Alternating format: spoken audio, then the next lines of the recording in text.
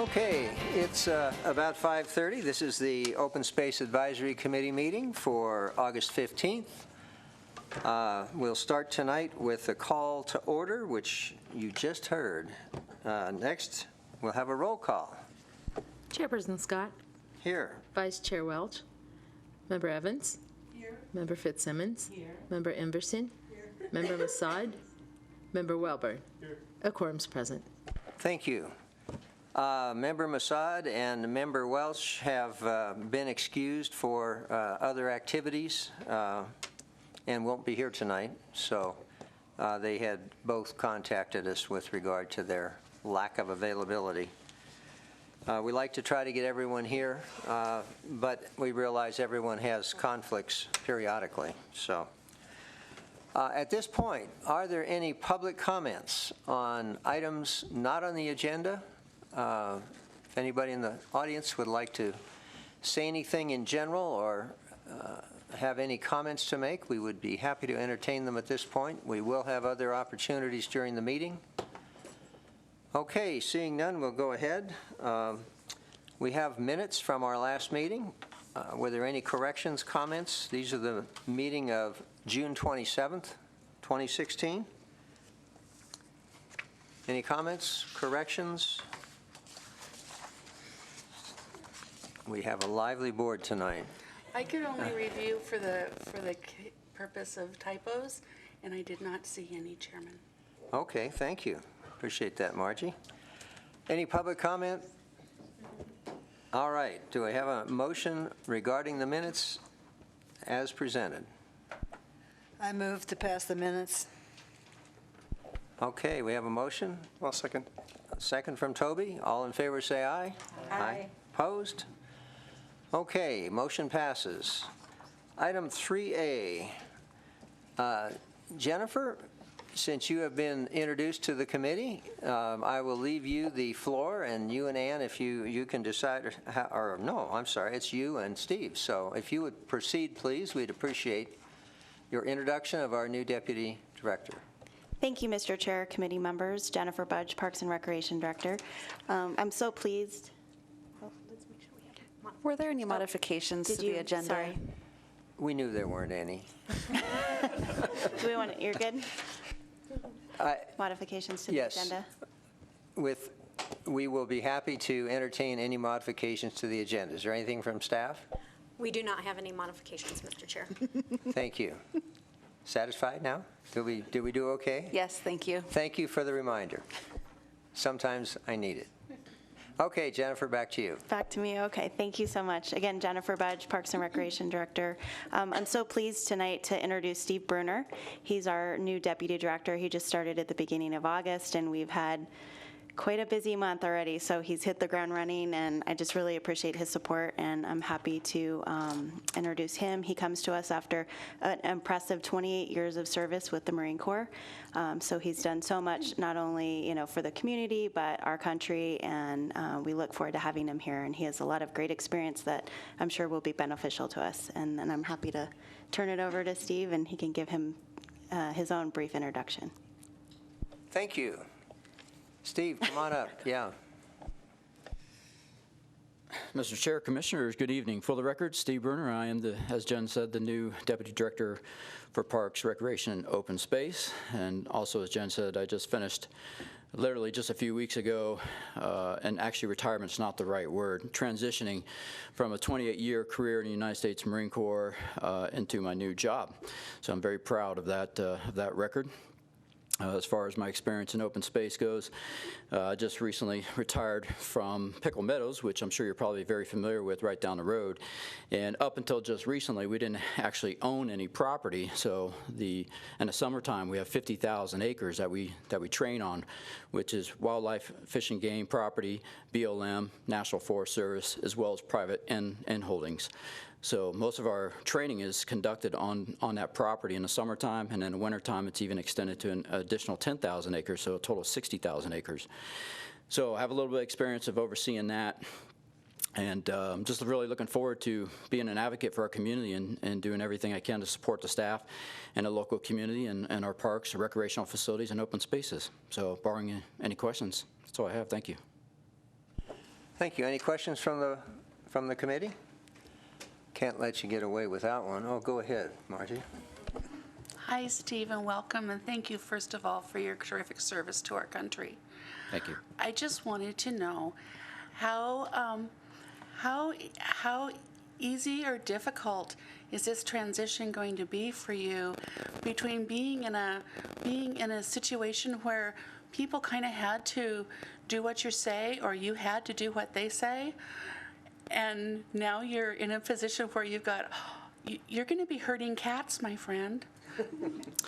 Well, that's a very good question. Thank you for asking that. No, it's not going to be difficult at all. Herding cats is what I do best. And, there's always somebody above you as well. So, in my position, even in the Marine Corps, as a Sergeant Major E9, it's at the top of the enlisted food chain, but obviously there's still that commissioned officer food chain as well. And so, I'm used to taking orders. I'm used to giving orders. I have a lot of years' experience in both management and leadership, and I'm confident that my experience in those areas will carry me through any challenge that's put in front of me. So, thank you.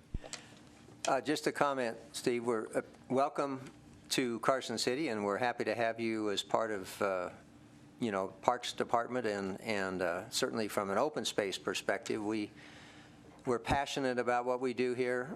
We overstep our bounds sometimes in terms of wanting to try to help make things better, trying to help do more quickly than sometimes we can afford or sometimes the budget allows. We've got a good committee, and we really appreciate the potential and hopefully the ability of you to help us implement some of the things that we try to do. We don't have as much budget as we'd like, but we have a lot of opportunities. We're looking for good management. We really need good management, and we're moving into a management role in our open space, and so that aspect is going to be important. We're a resource-based group, so resources are critical and important. We welcome you, and we look forward to working with you, and we enjoy a real good support from the public, and we try to earn and maintain that support from the public. We've got really good volunteers, really good folks in the community that have really supported open space and what we try to do. So we appreciate your coming on board. We're looking forward to working with you, and would ask that you feel free to let us know through staff and as our direct liaison.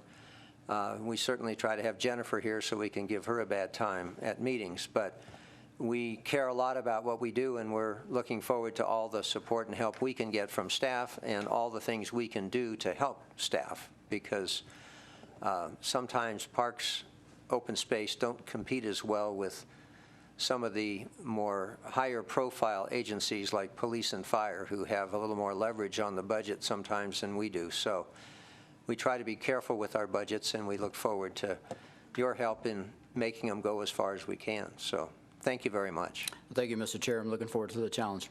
Thank you. Okay, anything else, Jennifer, on that agenda item? Okay, am I authorized to go to agenda item 2? Tongue in cheek. It's hard to get a comment from our legal counsel, but I keep trying. Okay, it's a pleasure tonight to see Trish Lincoln in the audience. I see you brought some support. Steve, we really miss your wife on this committee, and Trish, if you would come forward, we'd like to recognize you. This is a presentation that Ann is going to make, and we all might have some comments. You never know. And we'll give you a chance, too. Do I have to say my name since I'm standing up here? Would you please? Where's the button? That one doesn't have a button. You're live. Well, I always had a button. Tricia Lincoln. Mr. Chair and Tricia, I'm proud to present an award to Tricia for her service on the Open Space Advisory Committee. She sat up here from 2003 to 2015. 2005, my apologies. Yeah. But it was still before my time Yeah. with the city. And One of the items I like to look through, or some of the history, is what happened in the first year when members serve on the Open Space Advisory Committee. And at Tricia's first meeting, it was actually a special meeting. It was not a regular scheduled meeting, and it was for the sale of an open space property to the Forest Service. It's not part of our traditional operations where we acquire property, but in this instance, from Mike Gilbert, he approached the city. He was interested in selling his property. There was a threat of development. This committee, with Tricia on board, agreed that it was important enough for open space to step up and acquire the property with the hopes of selling it to the Forest Service because they were the adjacent landowner. And fortunately, a few years later, they did. And this property is just above Borda Meadow. So that was the very first item. But on the award, the photos I always like to select are what are the first acquisitions that we did under your tenure. And the first acquisition, which is the property that was the Hutchinson acquisition. We don't have a formal name yet for that, but it is 2 miles. After all this time? After all this time. It is located 2 miles up Kings Canyon, right near the Horse Creek Conservation Easement. It's 40 acres and just beautiful views down to Carson Valley, even Carson City and Washoe Valley. So the views up there are just impeccable. And so with that, I would like to thank Tricia for her time. Thank you. That's beautiful. And Stephen and I took a drive up there maybe a month ago, so that's apropos.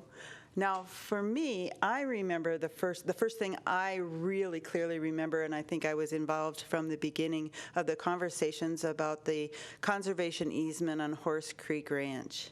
That's the one that sticks in my mind as my first project. I came on this board with zero idea of what I was getting into. I was the member from the community at large, no background at all in land acquisition, or the only thing I had experience with was hiking in the mountains around here.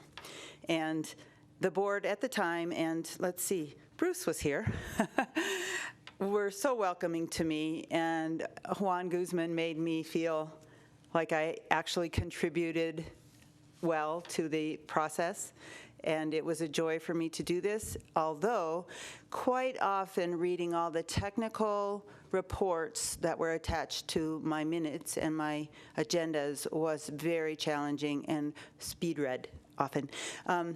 Another thing that I don't think you guys get to do very much anymore, we had a really great time going to some Land Trust Alliance conferences.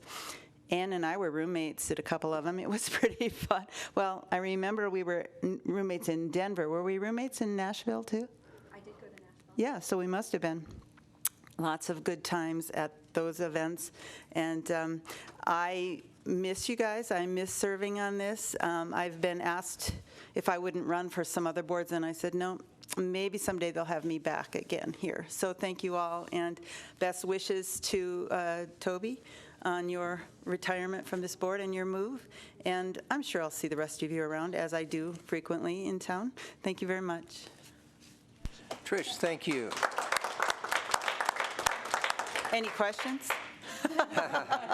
Thank you so much. We appreciate all you've done and your commitment to open space. Okay, we have another recognition tonight. This is Toby's last meeting as he is moving to Portland to join his family, who has, I guess, are in various stages of moving to Portland. So, Ann, do you want to go ahead, and we'll get Toby down in due course to the front where we can, we can give him a bad time, but go ahead, Ann. Thank you, Mr. Chair. Well, this award is to recognize Toby Wellborn for his service to the Open Space Advisory Committee. Much shorter than Tricia, but I'm sure if he was in Carson City, I would hope that he would stay with us longer. Toby has been with us since 2013, and as you stated, he is moving to Portland.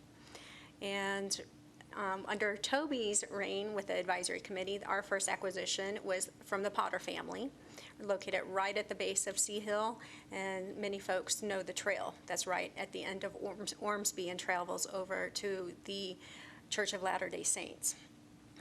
Also on that property is the Pioneer Cemetery, so the first cemetery in Carson City. Much more than Toby's contribution to the Open Space Advisory Committee is what he has done for the Trails community in Carson City. He is a certified, trained crew leader with Muscle Powered. He has helped us from the very beginning on the Ash to Kings Trail with the mapping and then constructing and then volunteering as a crew leader for all the maintenance days on the trail, as well as other trail projects throughout Carson City. He's also provided some mapping information to improve trails on Prison Hill, and he has volunteered his time and all the impressive maps that you saw for the Eagle Valley Trails Committee. So he has probably put in hundreds of thousands of hours of volunteer time for the benefit of Carson City. Thank you. Thank you, Ann. Toby, would you come down in front and let Ann present to you while we talk about you a little bit? You've done an awful lot for the community, and your enthusiasm, your activity, your efforts are greatly appreciated. We're going to miss you. We'll certainly miss you from this committee, but thank you so much for everything that you've done and all you've contributed to Carson, and we hope one day you are able to come back. For the record, Toby Wellborn. I guess I just wanted to say that this is a very special place, and what you guys are all doing, open space wise, it's really remarkable, and you're laying groundwork that really hasn't been done all over the country, and I look forward to the future, being able to pull all the work that you guys have done as examples for what can be done other places. So thank you very much, and I'm glad I've got to be a little part of it. Thanks, sir. Thank you, Toby.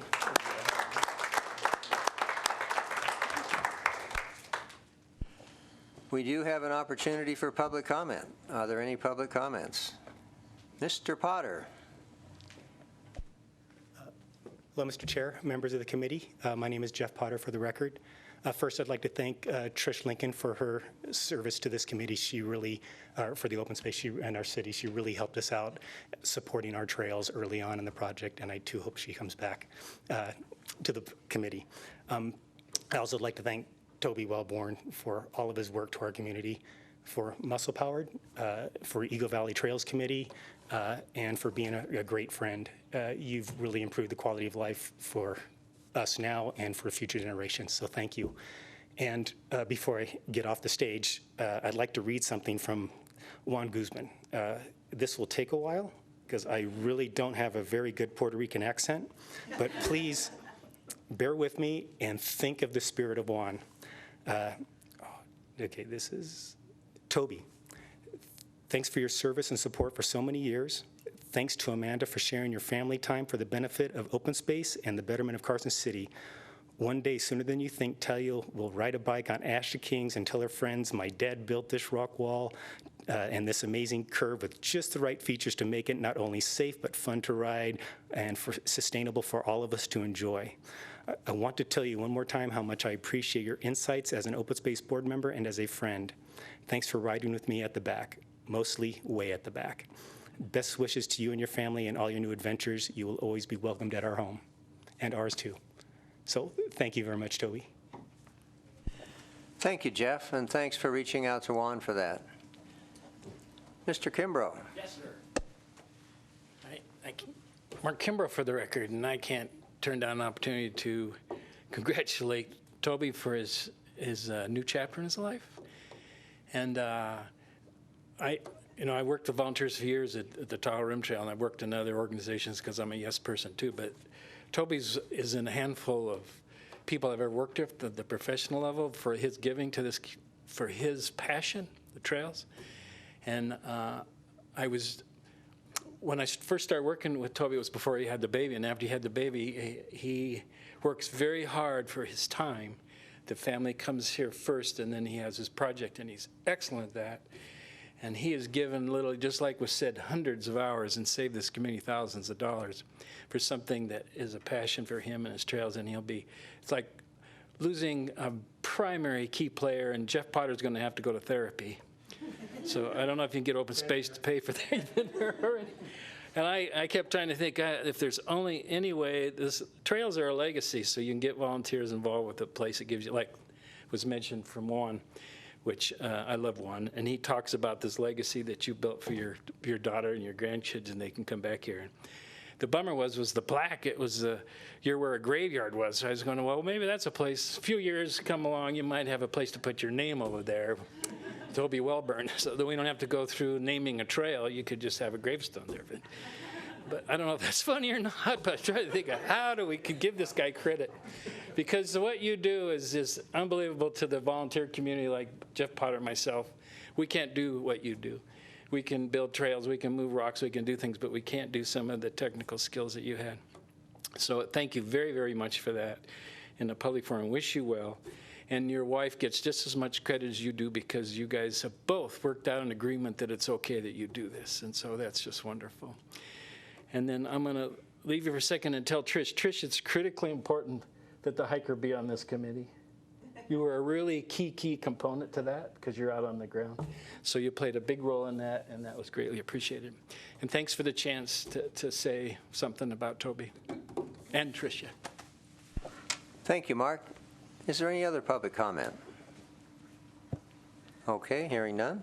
Thank you both. Our next item is item 3D. Mr. Chair, can Yes. we pause for a moment and take photos of Tricia and Toby? Oh, with the committee? absolutely. My oversight.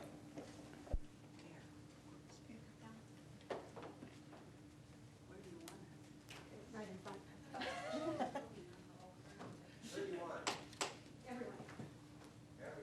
Rich. Oh, no, I'm good. Thank you. You guys, why don't you guys go and talk? I'm sure she would like. Oh, no. No, I'm good. Thank you. Oh, that's okay. We'll be good.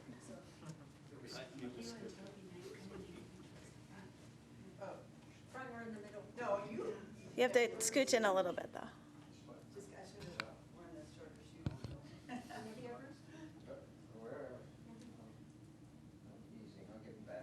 Okay. Everybody good? Okay, ready? Oh, 1, 2, 3. Okay, great. We get to make a funny one. Toby and Tricia both worked with Linda Conlon, and after a serious photo, we always got to do a funny photo. I'm happy to take that if you'd like. Mine will be funny enough by itself.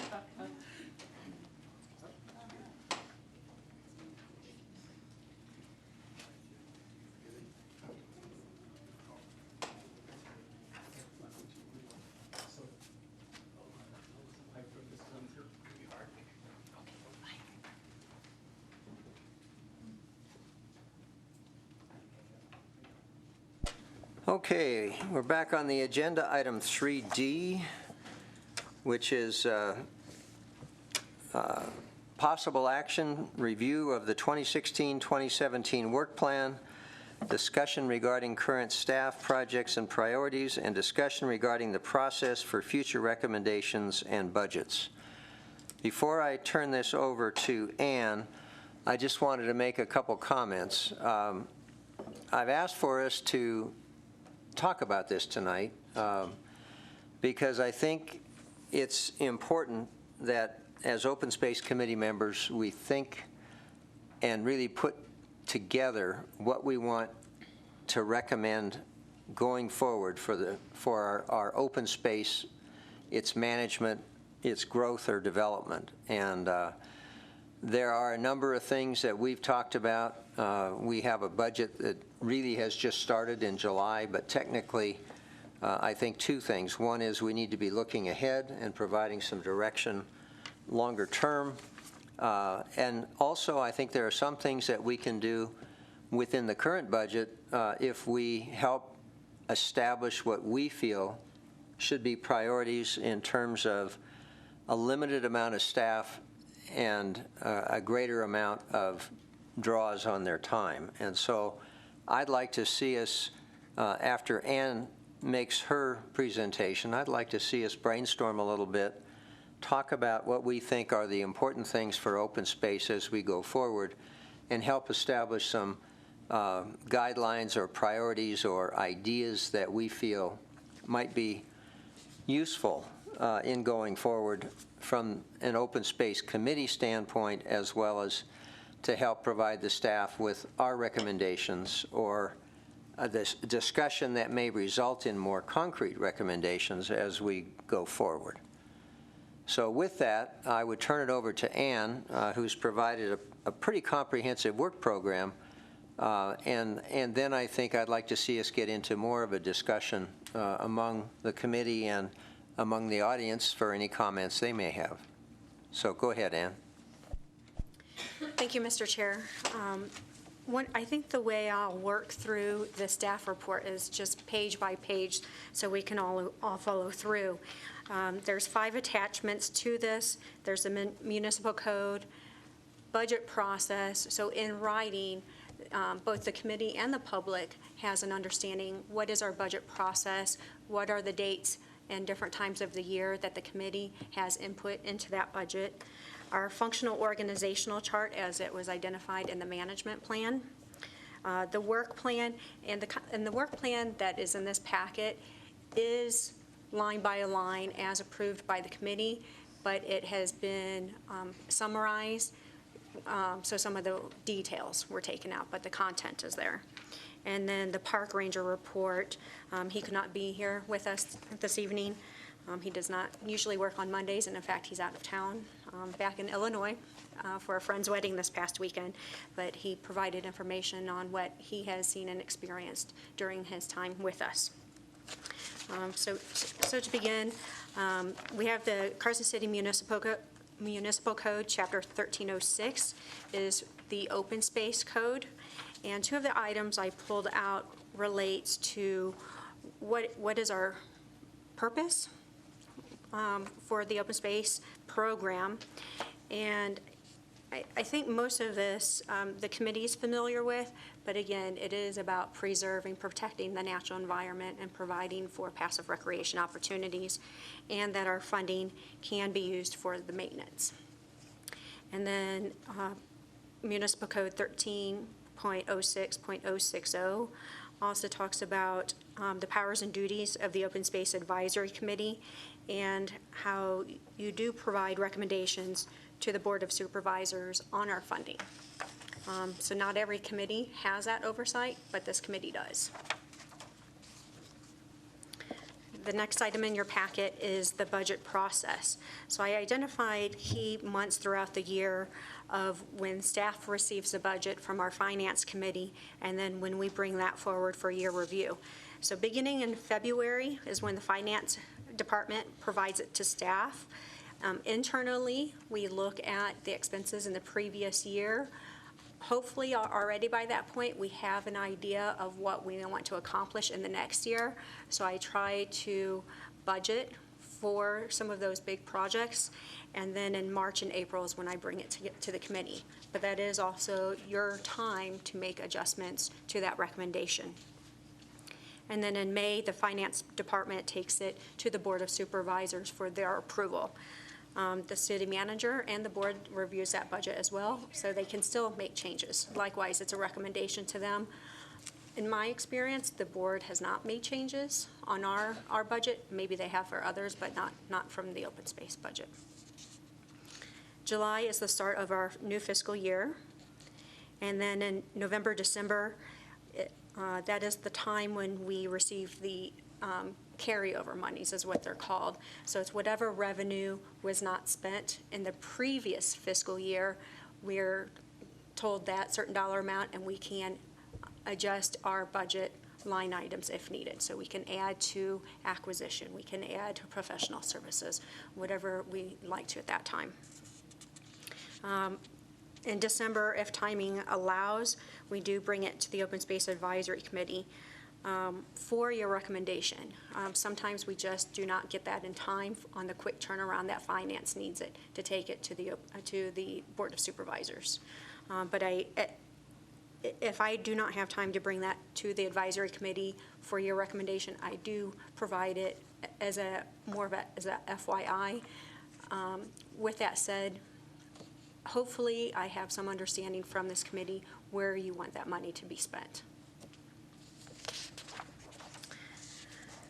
The next 2 pages is our budget. These are the main line items. It's not every line item, but these are the main line items in our current budget. So you in the past, you have seen a summary of each of these, but I provided more detail. So in our salaries, you can see who is funded out of our salary line item. 3 people are funded 100% out of open space. That is myself, Rich, our natural resource specialist, and our park ranger. That line item also pays a partial salary for some of our internal support staff. 15% of Jen's time, 10% for our department business manager, 15% for the front desk, and 20% for one of our year-round maintenance workers. In our hourly seasonal category, you can see there's 4 positions there. 100% for a seasonal park maintenance worker, 100% for the weed coordinator, but please take note that even though our budget shows 100%, we do get $10,000 back from the Carson Water Subconservancy. But the way finance works, they need a budget line item to charge that position. The Silver Saddle Ranch caretaker, 100%, and the new trails coordinator, 100%, and that is a part-time position only. Employee benefits, I made the note there that cannot be adjusted by the committee, so I did try to inform you of some of those options as well. Professional services, there is no specific note there, but that is a line item that you have pretty much full discretion. You can say, no, we don't need any professional services. You can tell me a $0 line if you wish. This year, we did increase that because we want to move towards a site development plan for Silver Saddle. In the past, it has ranged between $25,000 to $50,000, and so you can see we did bump that up this fiscal year. Training, the committee can adjust that training dollar amount. The Silver Saddle Ranch phone, power, heating, you can't really adjust. We need to pay our utility bills, I guess. But we do have discretion, and Silver Saddle Ranch has only been under our ownership for 1 year, so we're still trying to get an understanding what those utilities cost us out there. Maintenance management, this is another big line item that the committee has full discretion on increasing it or decreasing it. It is a pretty healthy budget for us to work with at this time. Machinery and equipment, the $36,000 budgeted for this fiscal year is a new vehicle. Primarily, that's when you'll see that we'll use this line item as if we need a new vehicle. Last year, it was 0. Fire suppression, same thing, it cannot be adjusted by the committee.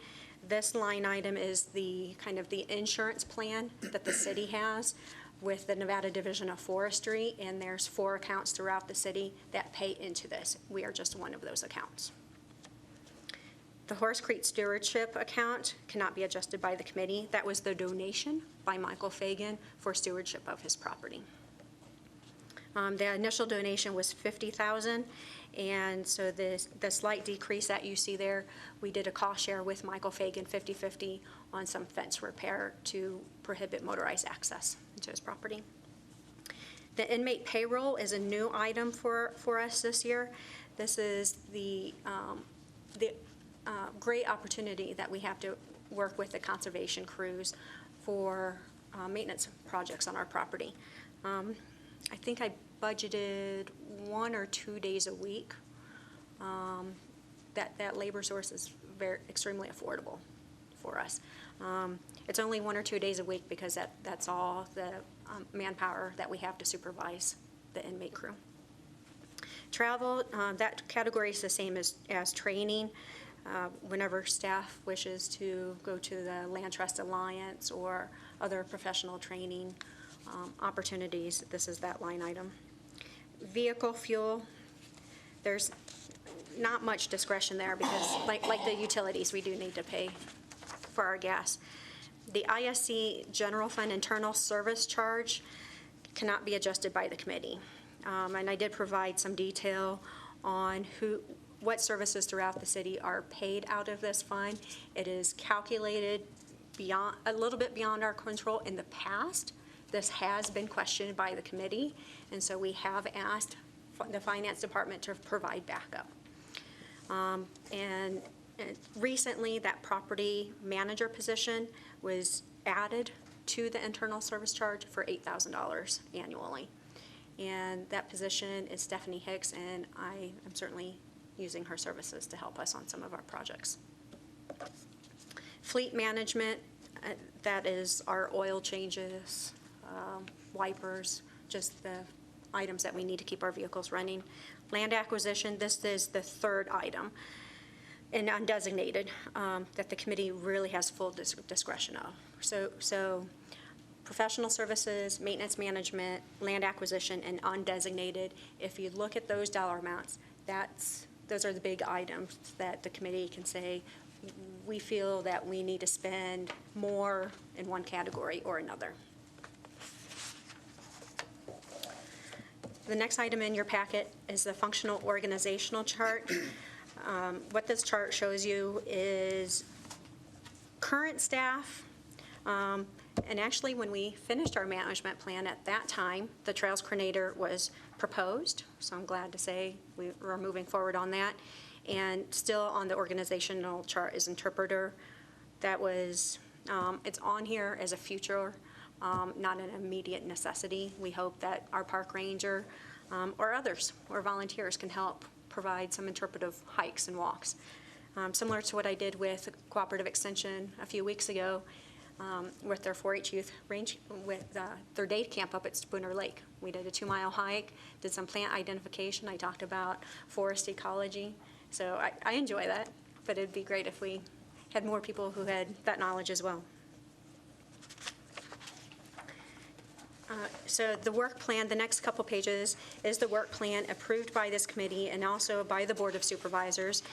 And this is different than what you had seen previously, because what we did is identified who is responsible for which task. And so here you can see there's sometimes Rich and I both work on projects, but sometimes there's a primary contact. Or there's projects I'm working on now that when the Trails Coordinator comes on board, they will be responsible for. So I identify that here to help the committee and help the public on how those work tasks are divided.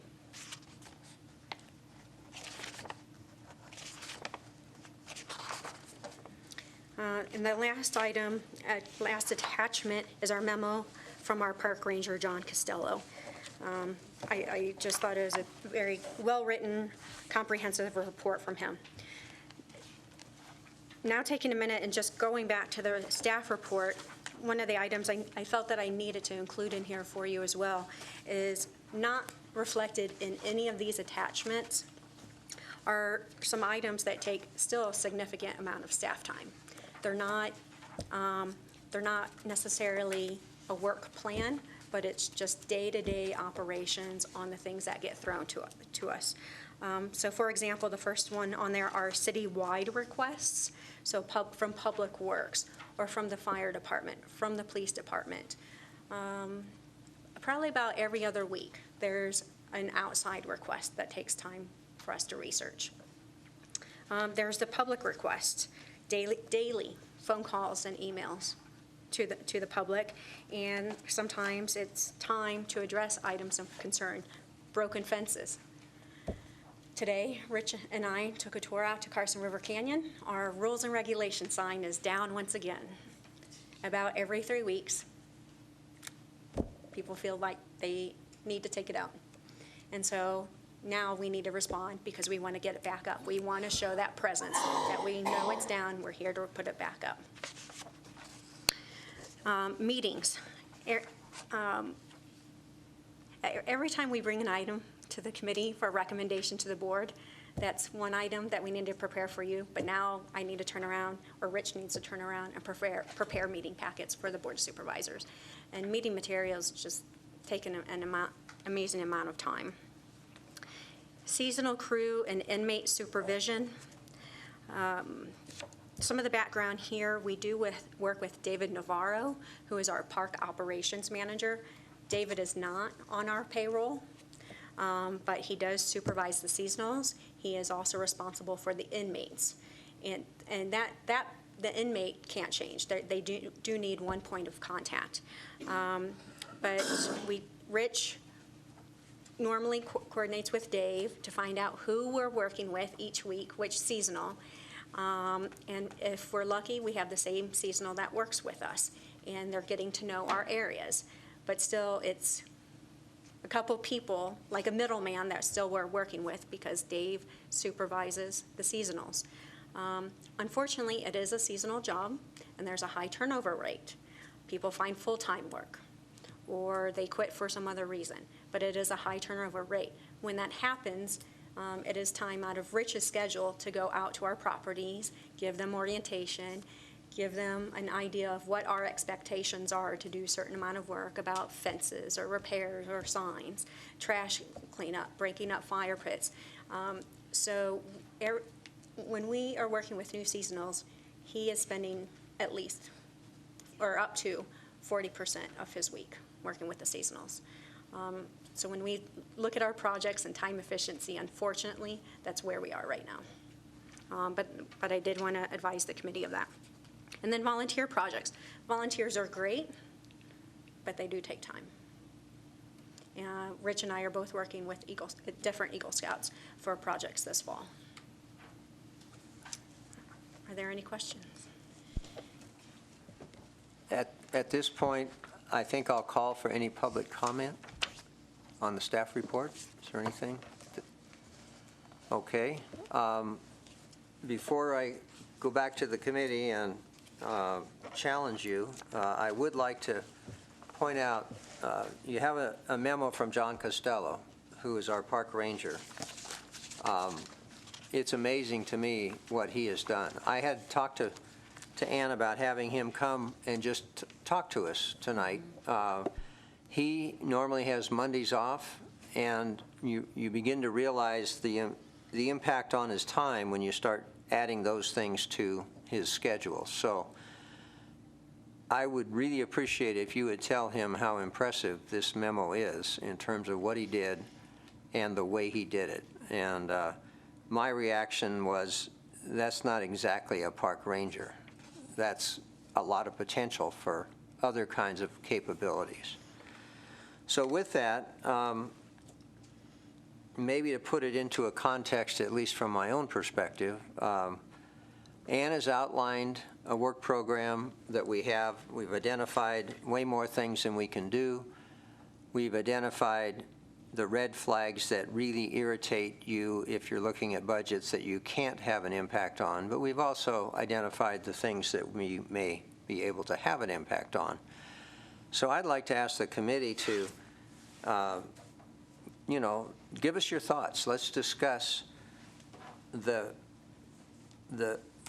over-prioritized, over time budgeted staff we have. What would we like them to be thinking are the committee's suggestions for priorities? And, if we think about things we've talked about in the last 6 months or year, or the things we talked about in preparing the budget, there are a lot of things out there, and I think there's some things that we could be helping staff prioritize by effectively allowing them not to have to try to put time into some of the other things. And as you can see, we can have our priorities, but pretty soon here comes the fire department needing something, or Public Works needing something, or there's a board action, or other things happen. So staff gets pulled in different directions. The other aspect is we have a trails coordinator coming on that hopefully can help take some of this off as well. But I would like to explore,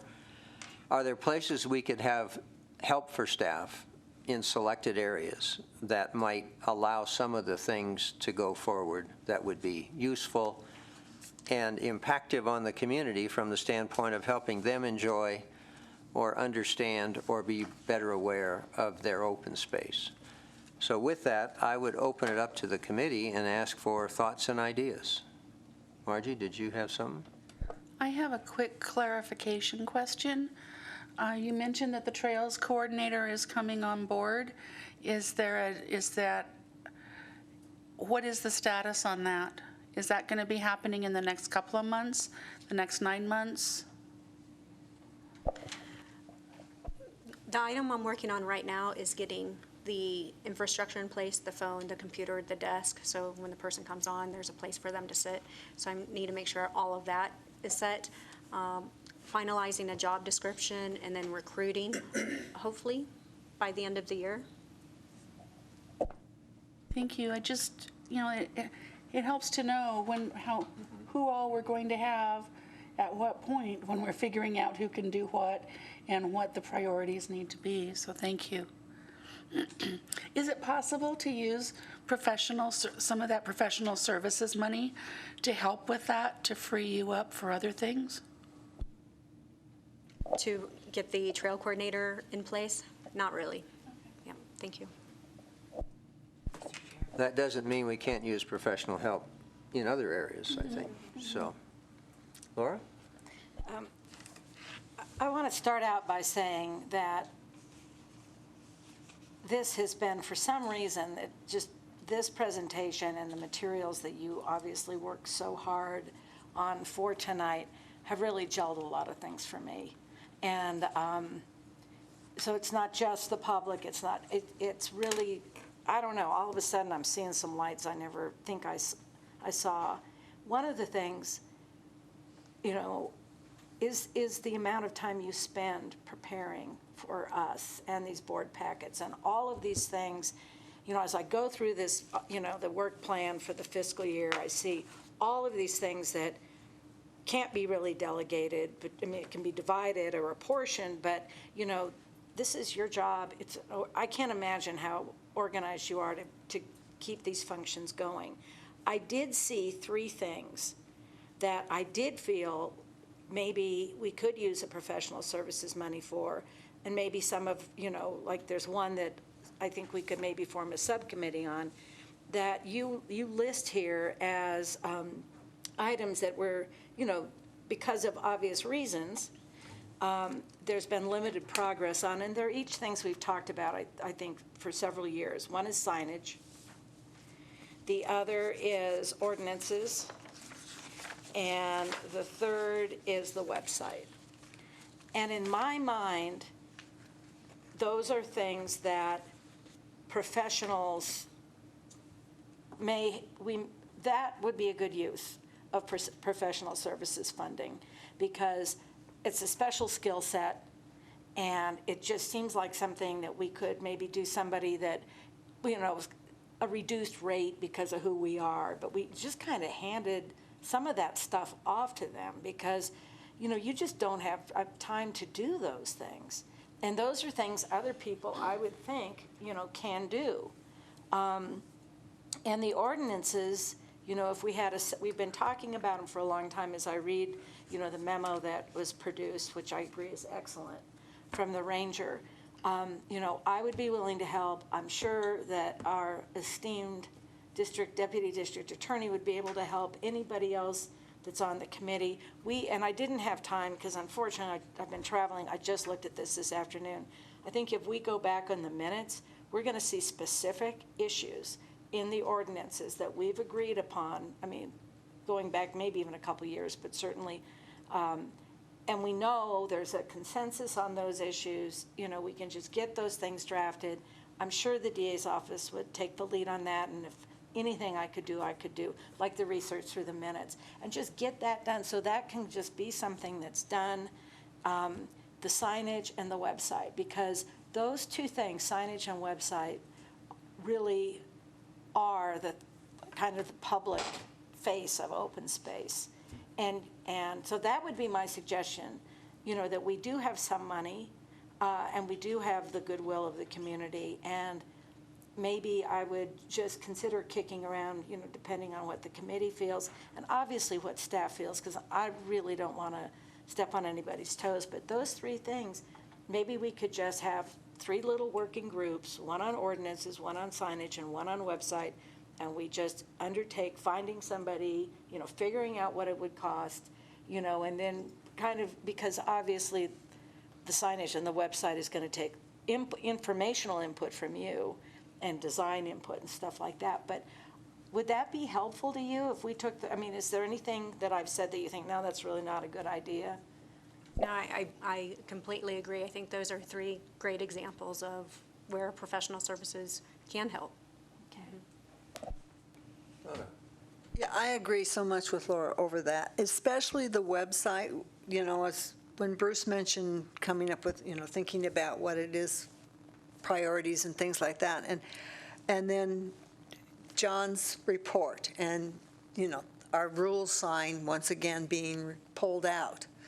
I think the website is really vitally important, and getting that out to the community, maps of the official trails and on that website, and an app like Carson City Connect where people can go right to the app and say, okay, what can I do on open space? Where is my open space?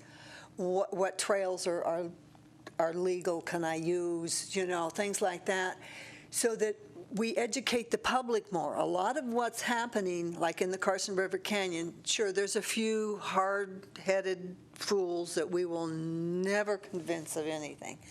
But there's a lot of people who are still, unsure. I can't tell you how many people say, I was leading a hike of 8 people yesterday, and I'm going, well, this area is private, and this area belongs to these, and I thought it was all just public land. And so I think educating the public in this city as to what is vitally important. I think it would make everybody's job a whole lot easier. Thank you, Donna. Margie, anything more you want to add at this point? Maybe not right at this point. I'm ruminating, okay? That's okay, as long as you do it quietly. Thank you. Toby, anything you have? I think Donna mainly just covered most of my checkpoints. Let me make maybe an observation following up a little bit on what Laura said and what Ann said. This committee meets tentatively every couple months. Laura captured, I think, an important element, and that is it takes staff time to get ready for us. And so I like the concept of maybe asking committee members to make a greater commitment in the form of a committee of 1 or a committee of 2 to assist in a way that could be productive to help make some of this stuff go forward with as maybe a volunteer extension of staff under management from staff to try to help some of these things go forward. And Laura volunteered with regard to some of the legal side. I'm sure I heard Donna volunteer on something. Maybe it was a website. But no, I'd like to kick that around because I kind of like that concept personally, because I'd like to see us able to do more without spending so much time making the staff do more that's maybe not as productive towards where we're trying to go. And I'd like to kick that idea around a little bit. Any staff comments or committee comments on that? I realize we're in different territory here, and some of these things are going to involve the 20% we pay for of Jennifer's time with regard to parks and the impact on, because signage and website are going to relate to parks, but, I don't know, Jen, to put you on the spot just a little bit, does the concept of open space trying to help take an initiative in a positive way, something that might be workable in terms of we obviously have Ann's input and Rich's input from open space, but I wouldn't want it to get bogged down between open space and parks if we were trying to see a way through to maybe make some headway in some of these areas. Thank you, Mr. Chair. I think your ideas are fantastic, and I think they're music to our ears. The more help we can get, the better. And you are all very knowledgeable about this area, about open space and parks as well. And having that knowledge to help staff, I think is fantastic. So I think these subcommittees, especially if you're participating in areas that you're really passionate about and you're excited and you're interested in seeing change, is also really helpful. And it could probably complement everything that staff's doing. As you know, we have such a small staff, but they're small but mighty, and they do so much. And I can't believe what these individuals do with their staff and financial resources available. So I think we can get moving forward. And I know member Jerry Massard also had contacted me about some similar comments, signage and website, and interest in those areas. So I think he would probably be interested. I'm not volunteering him right now, but I think he, I think he shared a lot of the comments that I've heard tonight as well. And we can do that. We can divide up, I think, based on interest, maybe based on your personal experiences, based on perhaps your technical knowledge, or even in a work environment, so we can get you working in the right area. And we can work with staff to try to make sure that your time is also valuable, but that you're not only helping staff, but making sure that we're moving forward. And it may be in some areas, like with signage, especially if we do get a third party to maybe help us through that, really working through that to make sure it's impactful and moving forward. The ordinance, I know you have all made several comments and directions over the past few years. We've submitted some stuff to the DA's office for review. I think we could really use some kind of guidance and get that moving forward. And then when it comes to going back to the Board of Supervisors, really getting your advocacy efforts and coming forward to support approval of those ordinances. And that will be really helpful as well, because we need to show that support all the way through, always getting approved. The website is definitely a work in progress, and an area that I know staff shares your frustrations. It's very comprehensive, and we just don't have the resources available to make the changes that we need. We do have a few clerical staff getting trained right now on how to be able to update the website, so as we see things that are incorrect or need updates and changes, we can do some of those pretty quickly now.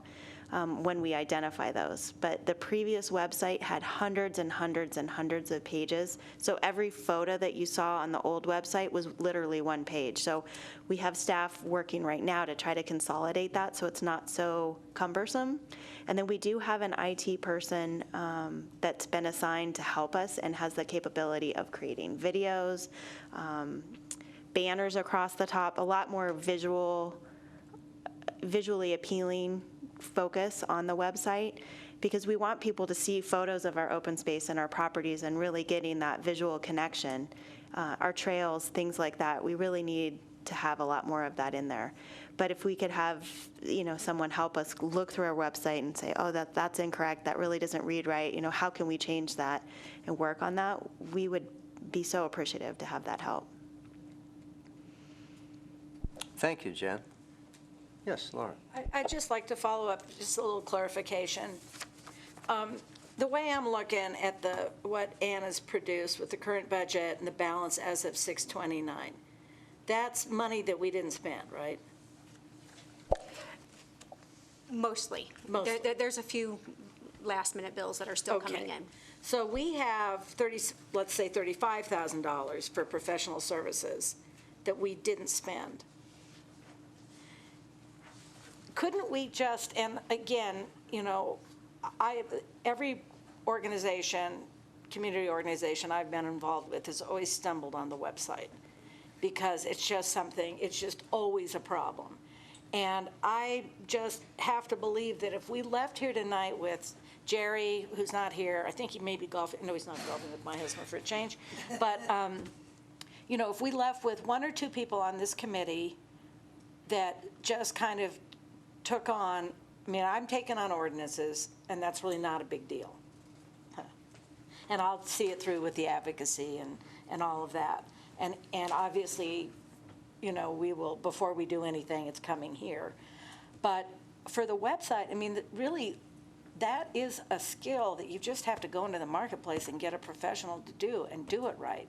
I have rarely seen, no disrespect, but a publicly, it's rare when you see a publicly created website that that has what I think we're all looking for, certainly our community's looking for and used to. So have you thought ever of just, I mean, I'm sure some of us could find people, get bids, have you sit down with them and just help? I do want to caution you on the Yeah. website because the city has paid for, owns the current website. So we don't want to duplicate any efforts that the city's already paying for, obviously. The current format is purchased, but there's a lot of options and opportunity within the current website to be able to manipulate it so it does the things we need it to do.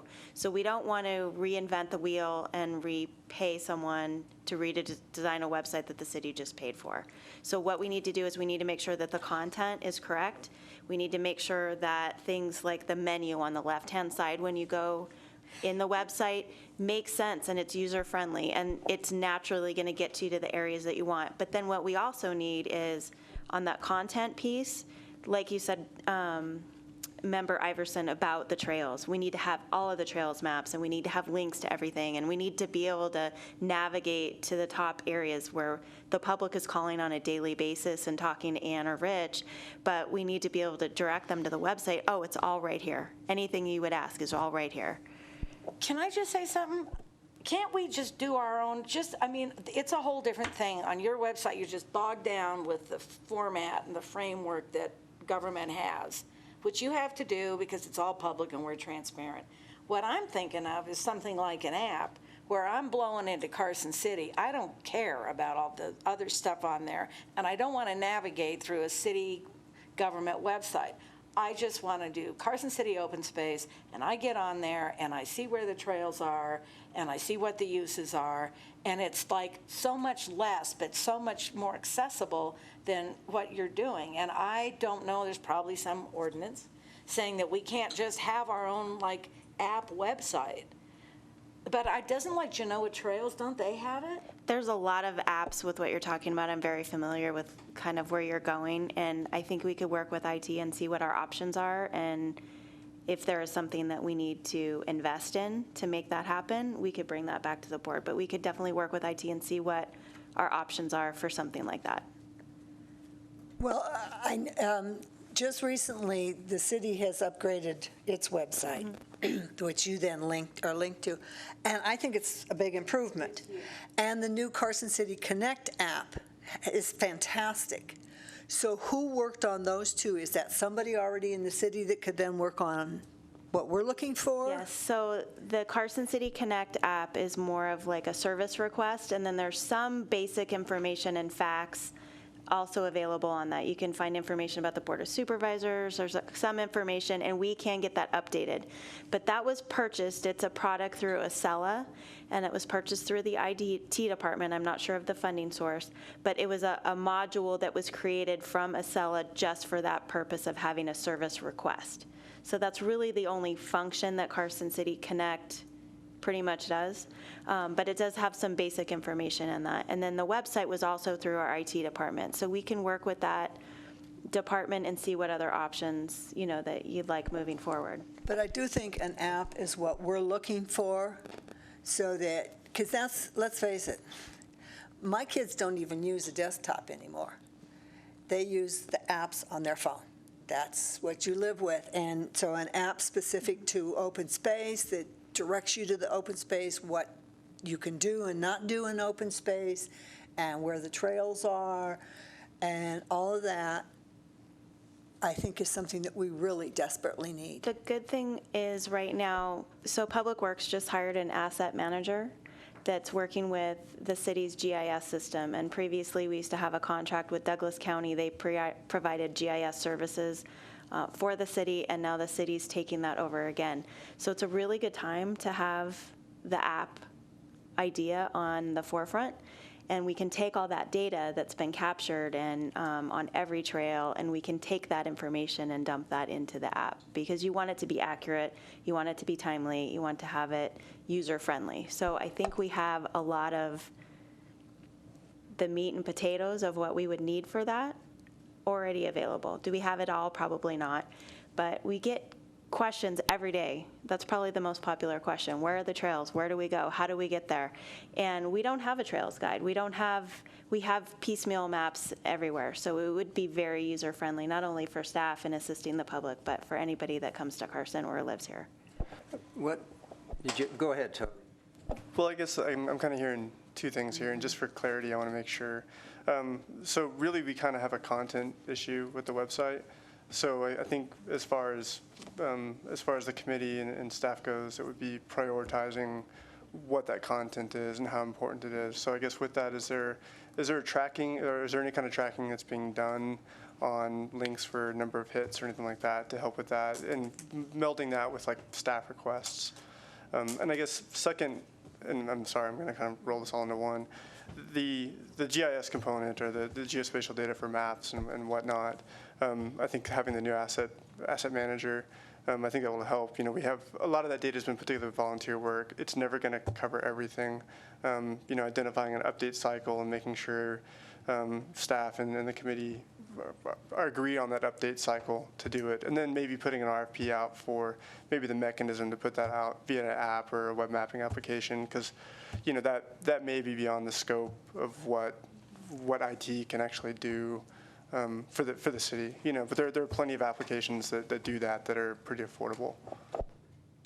Yeah, go ahead, Jen. Sorry, those are great comments, and you know, I don't have the information on the hits to the website, but we can get that, and I know that is available, so we can look at our website and see where people are traveling. You know, is it trails? Is it, you know, program information or whatever? And as far as open space trails, things of that nature go, we can find out, you know, where those high priority areas are. So we can get that information, and that's a really good direction. Another thing is, I think, sending out, you know, a request for proposals to kind of dovetail onto all those efforts would be great. And then we would just work with IT to make sure that whatever we get is compatible and they can help us manage that. And that's where we'd get their guidance. I'm not saying that they would build the app for us or do those things, because they don't have the staff or the financial resource either. They're small just like we are, and we want to make sure that their time and effort, you know, is well spent. So, but they could get us in the right direction for sure. Yeah, what I wonder, being the most ignorant one up here when it comes to this kind of stuff, you know, I'd like to see something, if we could, where you could, you know, put in something like Carson City Open Space and go directly to our app. But you could also go to Carson City Home and you could find it, you know, you could link it back that way, so it wouldn't be unavailable, but we would miss or allow people to completely bypass all the things it takes to get through the city's overhead, so to speak, to get to open space, when all they really want to know is show me a map for the trails, or, you know, I mean, it would be its own special app perhaps, but it could be integrated on the one hand, and yet we could put it together, I think, in a very focused open space kind of way that wouldn't necessarily burden IT, but would allow them to have something that they could plug in so that it wouldn't be lost on the city website, but it would get where we need to get, hopefully a whole lot sooner and maybe a whole lot more efficiently. Just kind of along with this is just kind of an update on the Eagle Valley Trails Committee and where we're at. Toby and company, I'm missing it, is having the last meeting Wednesday on the final report to go to all the land managers with all of the recommendations for the trail plan. And so as the land managers approve their pieces of trails, et cetera, and it gels into one plan, and then Muscle Powered and all the land managers get together and prioritize which trails they're going to focus on. This is an opportunity because now these trails are going to be there and available and signed, hopefully, and can go on to an app or you know, the website, so it's a timely thing to get done now, so that we have the resources available once this is all approved and these trails start coming online, that they have some place to be advertised.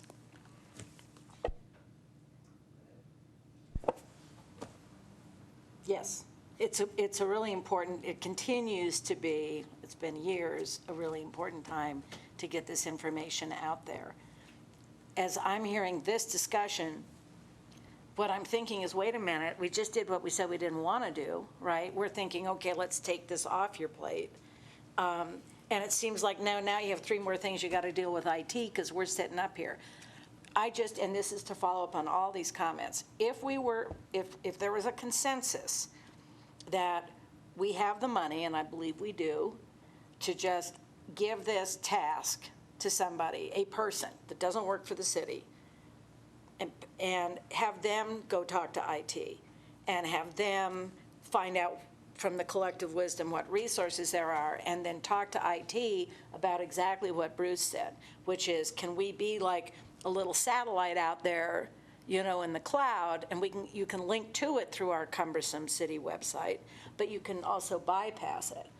And, and that way, I just don't want to keep sending you guys more stuff to do, and now you've got to talk to IT. I mean, I really think this is something that somebody who just does this, I mean, there's a lot of, I don't know, this is probably another stupid idea, but the community college, they have, maybe we could make it a project if we don't, but we have the money. We have money we're not spending, and we have money that is appropriately spent on things that make open space more accessible to more people, and this is clearly our hot issue. Jen, what do you think about the concept of considering a request for proposal or something like that for maybe a discrete, well-defined kind of an approach, but something that might fit into the context of discussion we're having? I think we could definitely do that, and we could just work on the scope of work with IT and make sure that they're comfortable with whatever boundaries that they would want to have, and obviously work with staff to make sure that someone's going to have to give them information, though. That's going to be the hardest part. So if they're updating the website, they're going to want to know where all the facts, where's all the information, they're going to need some kind of direction. So that's where, even if you have a request for proposals that goes out, and then we have someone doing the legwork, but they're going to have to find the information somewhere, and there's going to have to be some kind of information dump, from the staff. So that's going to be the most time-intensive piece of it. For the trail stuff, we do have a lot of things kind of in place and can direct them to the right people, like our asset manager and the GIS data, and a lot of, like Toby and all of the citizens that have gone out and collected that data and getting that information and downloading it and then kind of formatting that app. So that piece of it may not be as bad or time-intensive, but getting that information so it's accurate and giving them some direction will take a little bit. And I understand But once they that. get going, I think it'd probably be fine. But I understand that, but as I'm envisioning whatever we're talking about, it really is just that piece that you're talking about. It's really trails. Nobody cares about, maybe 2 pages of ordinances, if we ever get them done. But nobody cares about, all the other stuff that's, we have to post it. It's a requirement, but your average user could care less, and they're just wading through stuff, and it's taking forever to load. I'm talking really just about a trails map and some beautiful pictures, and that's the end of the story, no? I think so. Oh, go, Mark.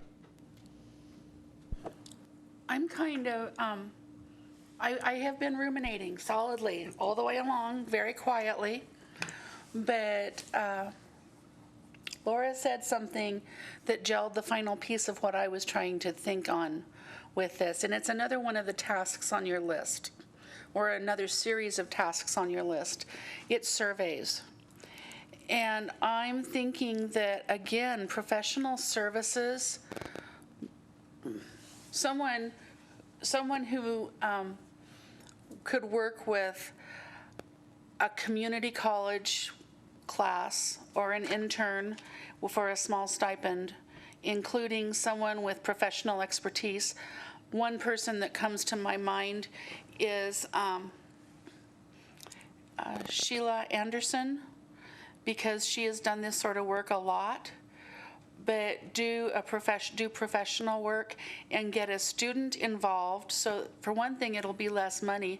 For another thing, it will increase buy-in to Carson City properties, do some of the wildlife surveys, some of the wildland urban interface, have them help with some of the fuels reduction surveys, that sort of thing, so that you're more directing traffic than boots on the ground.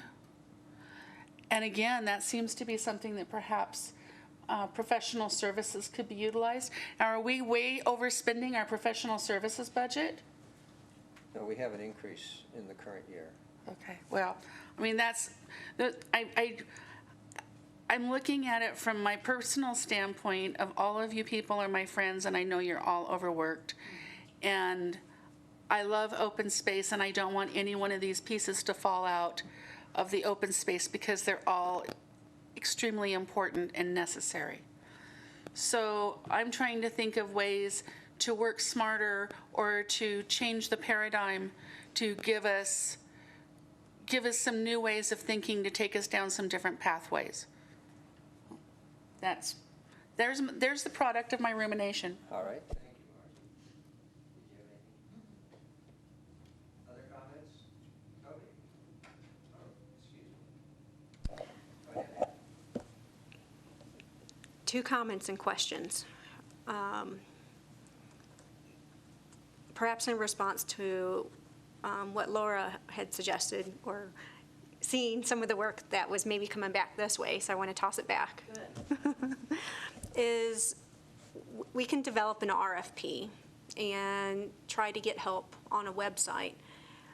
But perhaps one of the things that would help is taking a look at our website, and if members of the committee can help with this, take a look at other websites. Albuquerque Open Space, Boulder Open Space, East Bay Regional Park District. Take a look at those. What works, what doesn't work, and start bringing ideas back. Could be an idea. I forgot my other idea, what Margie was saying. I'll get back to that. All right, well, let me just pick up on that. What I see there, and where I'm leaning here from a committee perspective, is to consider 1 or 2 members to be delegated as liaisons on a couple or 3 of these areas with kind of overall review by committee members or overall input. I mean, what you're saying on the website, I think particularly, anybody, even people as dumb as I am, can look at a website and say what they like or how easy it was to navigate or wasn't easy to navigate. And that could be something that would sort of cross, if you will, our committee members' responsibilities. But I'd like to ask if the committee would be agreeable to, if we talk about signage, we talk about the website, we talk about the ordinances, I'd like to have 1 or 2 committee members designated to try to be the committee focus on those items so that we could begin to interface with staff that wouldn't require meeting after meeting, both, committee meetings, and at the same time allow this to move forward. I would, given comments that I'm aware of from Jerry Massad, tentatively ask Jerry if he would be part of that website or the signage, one of the 2, because I think he's expressed an interest in both. But because Jerry is new on the committee, I think it would be very important that we have another committee member work with him. And I would potentially reserve myself to try to help wherever I could without being designated specifically, if we had a couple committee members who would be agreeable to working in those areas as sort of a subcommittee or liaison. Yes, Margie. Signage has been one of my passions for many years, and I'd really like to be involved in working on that. And Ann and I, even before I came on here, have had discussions about it. So I would be honored to take a place on that subcommittee. And I'm happy to help out with webs and maybe kind of canoodling around the information that people get. Although I don't think I'm the person to be the lead on that one. I'm not. I may have more expertise than you, Bruce, but probably not much. What a compliment. I could tell a compliment when I hear one. All right, thank you. Donna, do you have any thoughts, or, I had pigeonholed you briefly, but that was only in jest. No, website, that's really important to me, getting that information out to the public. And so I'm more than happy to work on that. I mean, I can do nothing about development, but I'm pretty good on the QA portion. I can tell you when it's not working. Thank you. And Toby, you're going to be able to work from afar. I'd be honored to check the website.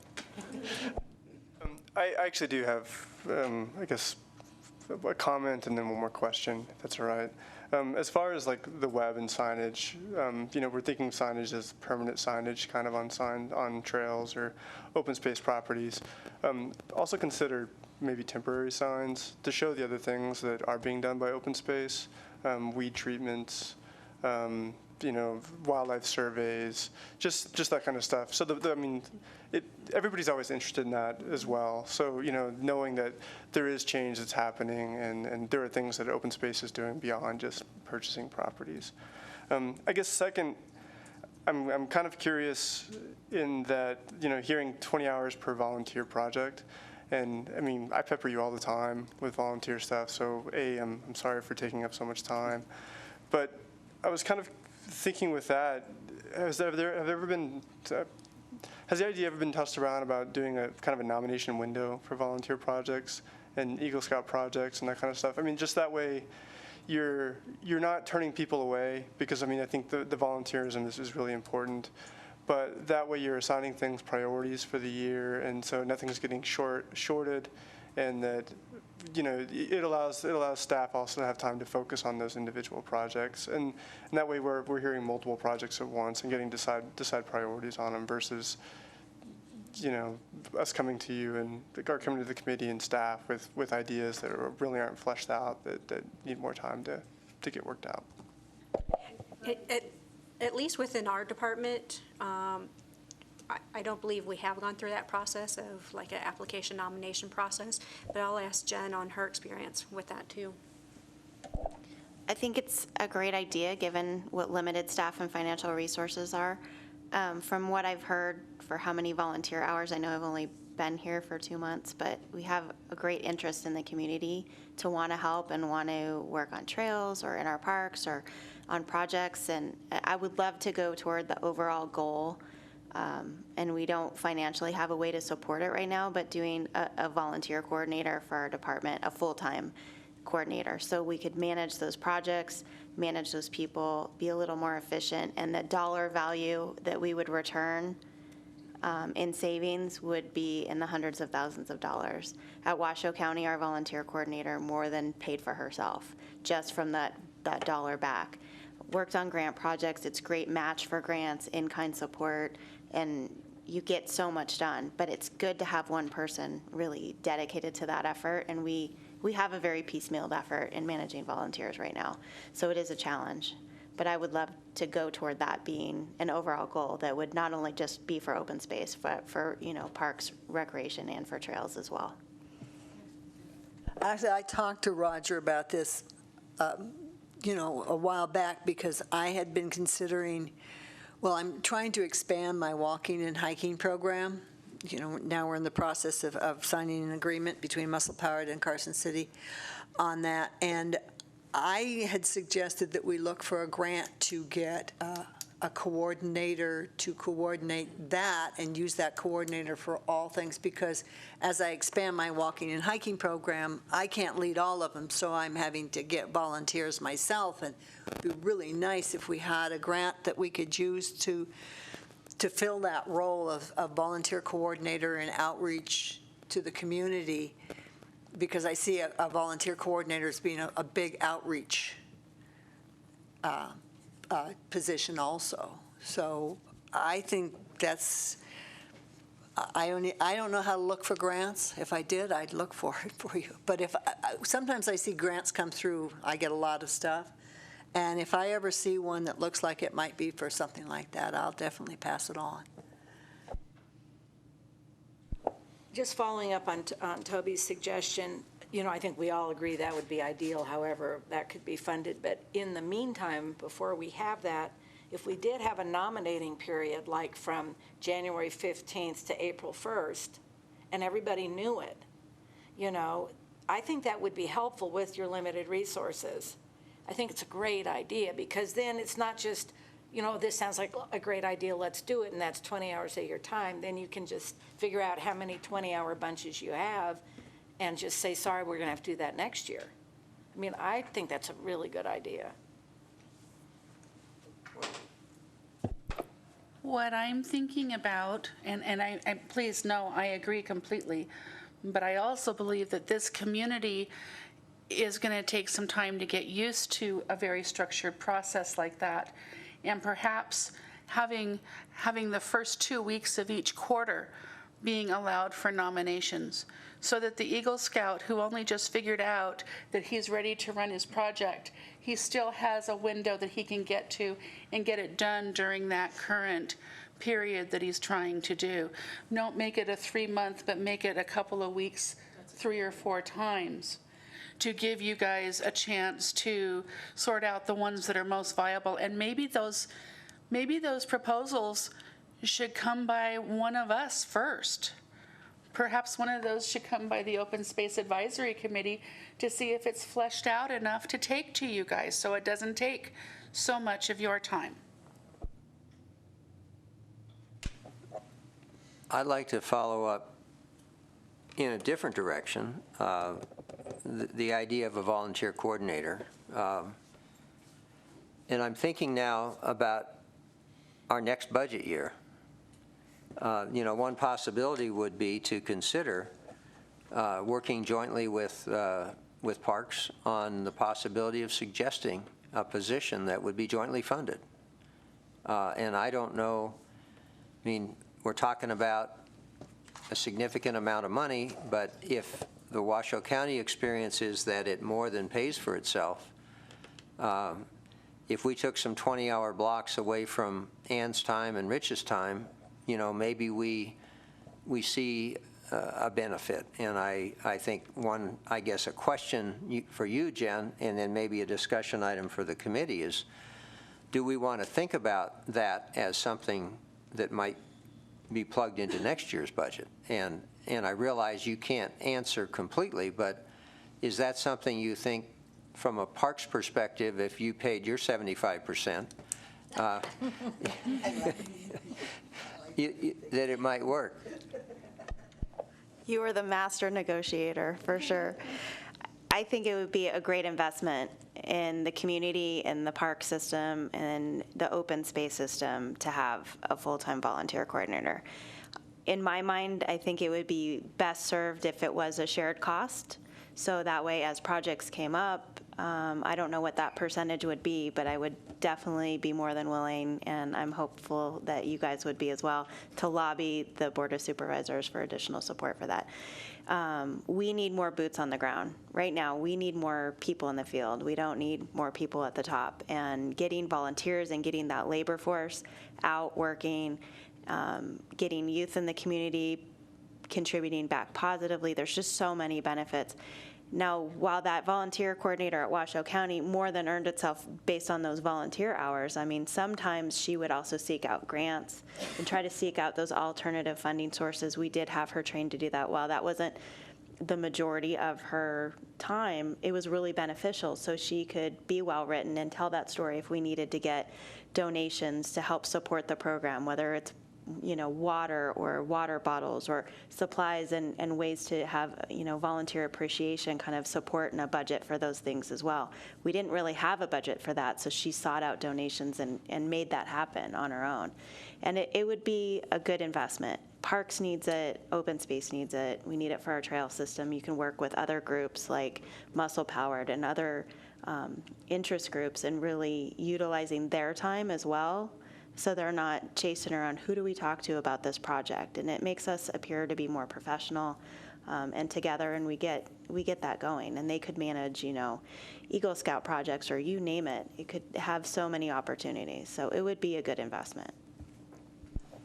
I guess my concept would be one, it would only be for parks and open space. It wouldn't be, like a land manager or something where it would get potentially fragmented into too many pieces. And then secondly, we're brainstorming here, but we're thinking about current budget as well as next year's budget. Excuse me. What would you think about asking Parks and Rec if they would have an interest thinking about budget for next year for the Parks and Rec side of a shared position? I can assure you the staff would be interested in that because I know it would help supplement the deficiencies that we have, especially in park maintenance. It would really be helpful. They're so torn in a million directions, and they don't have an adequate staff by any means. And what they do with such little staff is truly amazing. So I know they would appreciate the support, and if we had one person kind of coordinating that, leading those projects, and working with park mains, working with our park rangers, working with the open space staff, it would be really helpful. The volunteer coordinator is not going to be an expert on a lot of those projects, so they'll have to draw from staff. And, we do have a tool cache available. We do have a lot of resources available that we could make for that volunteer person. Are we, as a committee, of a mind to ask Jennifer if she would pursue that concept with the Parks and Rec commissions or committee so that we can maybe flesh it out a little more at our next meeting? I totally agree, and, the time to start is now. The longer we wait, the deeper we get into a hole that's being dug for us, so I'd say yes. Do we need to make a mini motion then? Well, at this point, I would say we can just ask Jennifer if she would explore it. I think we are going to get back to some of the other things we talked about, and we may want a motion on those. This one, to me, doesn't need a motion if you have a sense of this committee to carry forward to Parks and Rec. I would be happy to bring it to them and hear their thoughts and their discussion, and I can anticipate that I think a lot of the same comments that you've shared here, they're gonna share as well. They recognize the deficiencies in our staffing levels and the need for additional support and the need to be able to encourage the community to become more engaged and involved in our parks. And I think that's a great way to do that. I can get some figures from other organizations on the benefit and the value to that.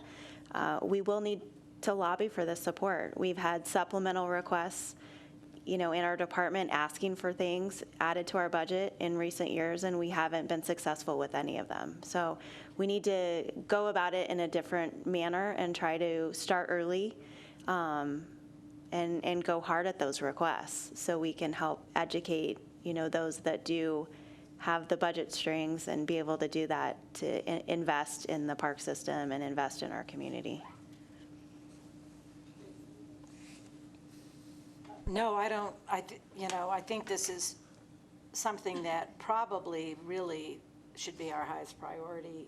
I think if we the members of the community who are serving on parks and serving on this board probably need to articulate that. If things get so jummed up in these budget things, but if you get the information you're talking about, even the Washoe County experience, and we articulate it, these are the supervisors, I think, would be very interested in bringing more people into the community. This just makes so much sense. But I think if we brought it as a separate thing, maybe even before the budget, and got them used to the idea, I'd be surprised. I understand, but this seems to me to be really pivotal to our future success and parks. And we have a massive community investment in both. We do, and it's a great, it's a large asset, obviously, for the community, but I think a volunteer coordinator would be a great direction. It would also take some work off of staff, trying to work with all of these groups. While they're all wonderful and their hearts are in the right place, it is very time-consuming.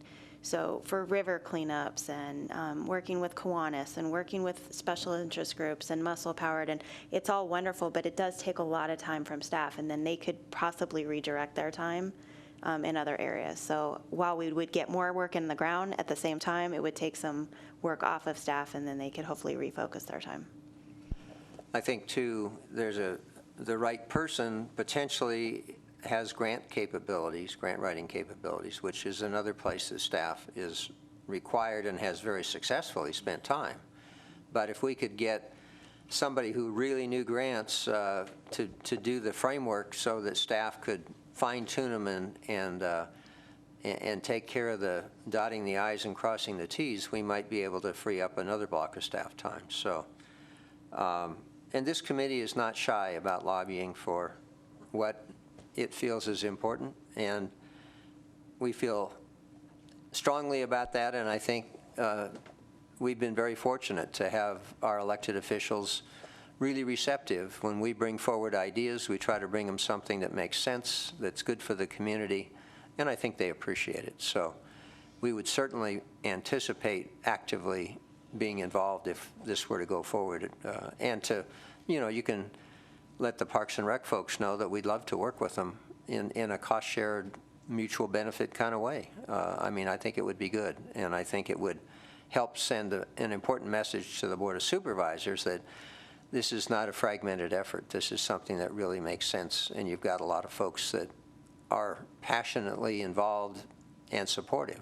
So if we're okay, let's leave that part of this discussion at that point. And Jen, you can get back to us at our next meeting, in terms of their thoughts. And if it makes sense to talk to them in the meantime, or if they want to have a couple of folks meet with a couple of our folks, we can do that too. At this point now, well, let me ask, is there any public comment at this time? Okay, thank you for being here. And feel free to say things if you have a comment or a question. Ann, did you have something? I do have another question for the committee. Looking over the work plan, are we moving in the direction that the committee envisions, or is there something in this work plan that's just completely off track? Well, my sense is I've circled a number of things, and they're not at all off track. They're just not moving very fast. Right. And so in my mind, that's kind of where I'm coming from, is how can we help? What can we do? What makes sense to staff rather than dictating this or that? How can we assist in the process? And I think, Ann, that gets me back to where I think I'd like us to talk a little bit further, and that is a couple members of this committee working with the staff in the three areas that we've identified, the website, the signage, and the ordinances, so that we can maybe, I'd like to see if we could have that move forward between now, starting, after this meeting, and see if we can't come up with some ways to pursue that with the idea that we don't have to wait for everything to come to the next meeting, but we can have some things moving at that time, and we don't have to bring things to the meeting cold. We'll have activity, including the staff and members of the committee. And frankly, I think the expectation will be the committee does more homework and takes more active role in participating. And I'll be happy to be the one that kind of works on that to make sure that, we're trying to see this through. We only meet every 2 months, and I think that's a blessing to staff. But at the same time, we need to have things accomplished, and we need to help in that accomplishment if we can. So with that, did you have a comment? I have one question. Okay. Okay, so probably this is one of those things, somebody's going to kick me, but I'm looking at this money here, $537,942, and we're getting another 100 jeters for land acquisition. How do you feel about that? You're just going to rat hole it? I mean, because something's going to be coming up or we don't know what's going to come up, is that it? Currently, I'm working on the Michael Fagan Right. property exchange. Right. And maybe, hopefully, at worst-case scenario, we need to come up with 50% of his value if we apply for land and water conservation grant. So we're looking at $125,000 there. And then the conservation easements for the Old Woods Ranch and the Shoals investments, until the family determines how much they're restricting the property, it's difficult to put an estimated value on those easements. but looking at the estimates of similar easements in Douglas County, we're actually over the current dollar amount that we have. So it would take another 1 or 2 years to even build up enough money to buy those conservation easements. Okay, thank you. Okay. Are we as a committee and our staff okay if we think about making some appointments to groups of 2 to work on these 2 or 3 different areas? Is that agreeable? I just have one little question, and I haven't heard anything from the deputy DA, so I'm thinking I'm probably okay. But are we going to run into any problems with these subcommittees with meetings without public input, et cetera?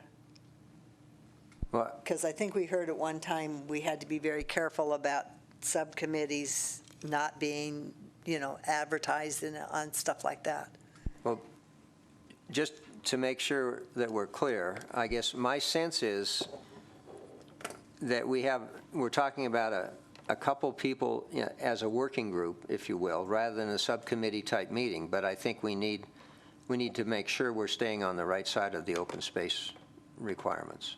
I think working group probably sounds better than subcommittee. Because in my mind, this committee has no authority. It has to come back here, but they're a tool for things to move forward.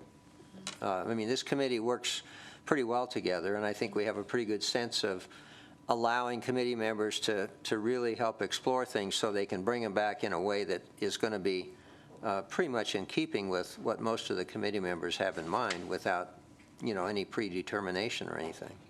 The only other thing I'd like to say to the staff is, as you go through your working day and you come up with a project and you say, I really don't have to do this. Is this something I could turn over to somebody on this committee? Because we don't always know what you're doing that we could be helping with. So if you just kind of kept that in the back of your mind all the time and said, oh, maybe this is something the committee could help us with, I think we would be more than willing to step up.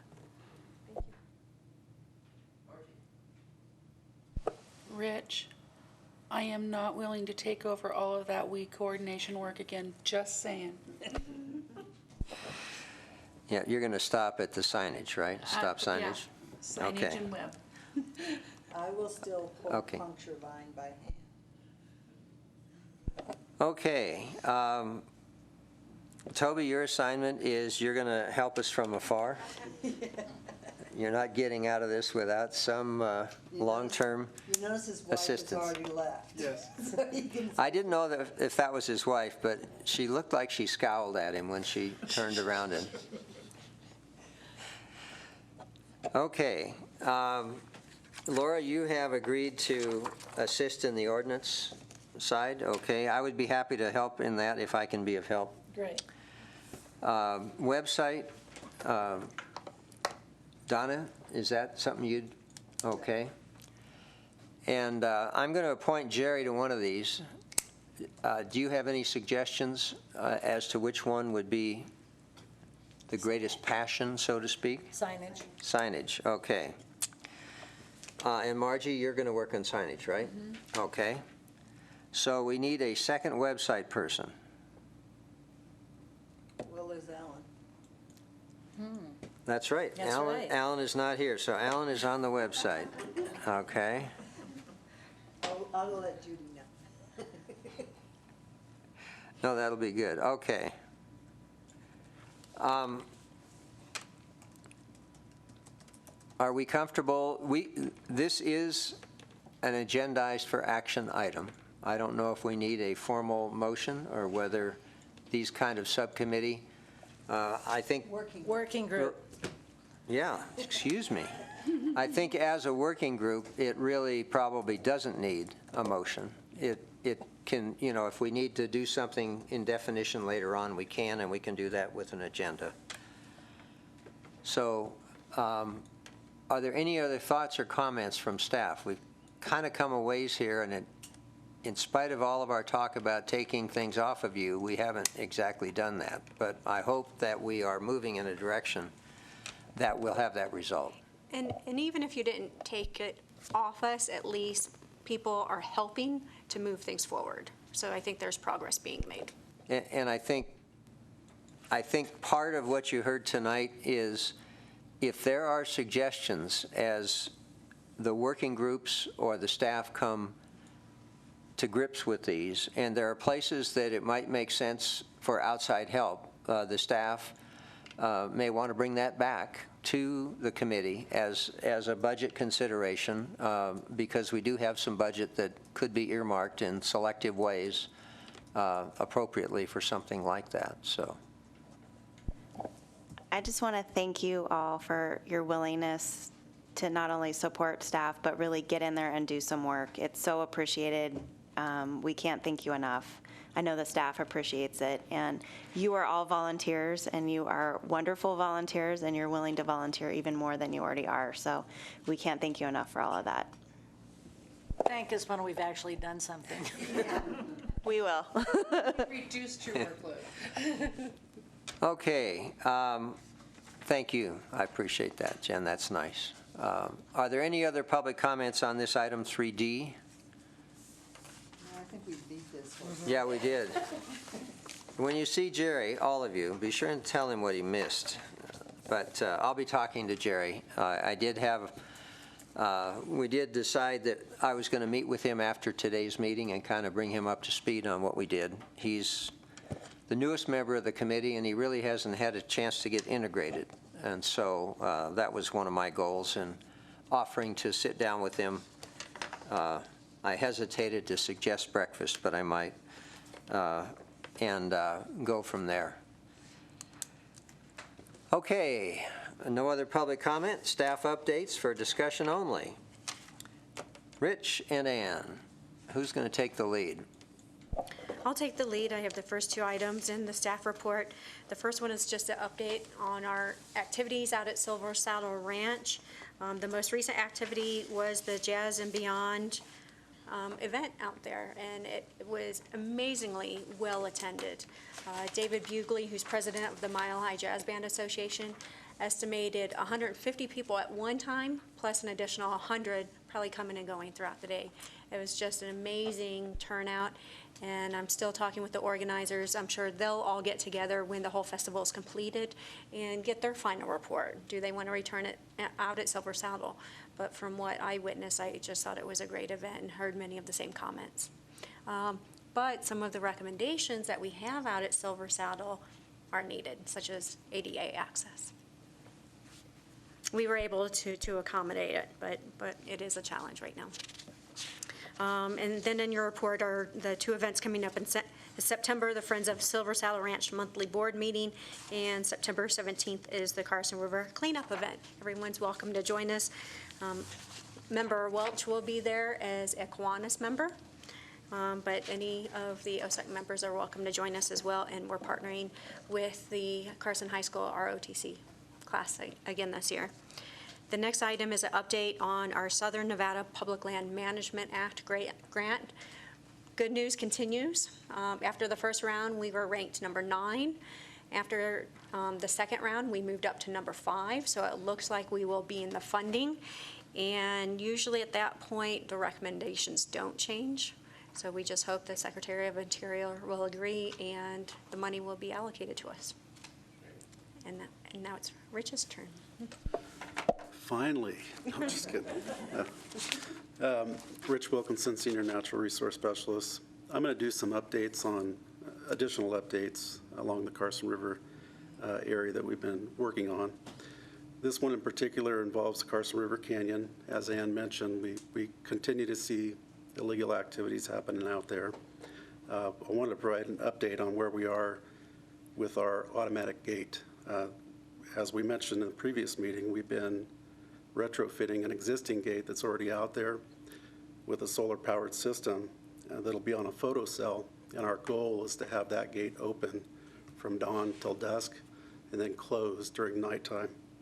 And so a lot of those late nighttime activities that we're seeing, such as illegal camping, campfires, dumping, vandalism, we're hoping to minimize those impacts to the resources in Carson River Canyon. One thing that I want to add to that is also on our trip today, we saw resource damage where vehicles were driving in and out of the river, running over vegetation and trees. So the sooner we can do this, the better. In the report, I put that we thought that the gate would be in full operation by mid-August. I'm not quite sure if we'll make that deadline. We're currently still adding key codes. Vern Cron has been very proactive in getting not only the Parks Department out there, but also Public Works, the Sheriff's Department, and the Fire Department, so that we have an understanding on how the gate works and how to get in there for emergencies. So we're getting very close, and we're hoping that that'll take place pretty quick. Ann mentioned briefly in her report with Silver Saddle about the Carson River Cleanup Day. I wanted to add that not only is it going to be for the Carson High Junior ROTC, but we're also encouraging the public to attend as well. I know that last year's event, I believe we had 150 kids, and then we also had Friends of Silver Saddle, the Kiwanis groups, and it was very successful. And so they really helped us in cleaning up Sierra Vista Lane, or East Silver Saddle Ranch, some of the Carson River corridor, and a lot of the area in Carson River Canyon. So it was a very productive event. We're also getting some volunteer support from Nevada Division of Forestry. They're providing 3 vans with drivers to help us transport kids. The Nevada State Motor Pool Division, they're trying to help us like they did last year with 2 vans and drivers. And then Open Space and city staff will be driving a couple vans as well. So we're pretty excited about it.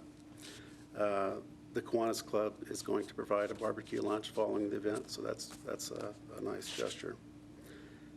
Continuing with Ducks Unlimited, as mentioned in the past, we're discussing the wetlands enhancement project on Buzzy's Ranch. We've met with Ducks Unlimited. We finally got our final plan design completed. They went to the bidding process, and they received bids up until August 4th.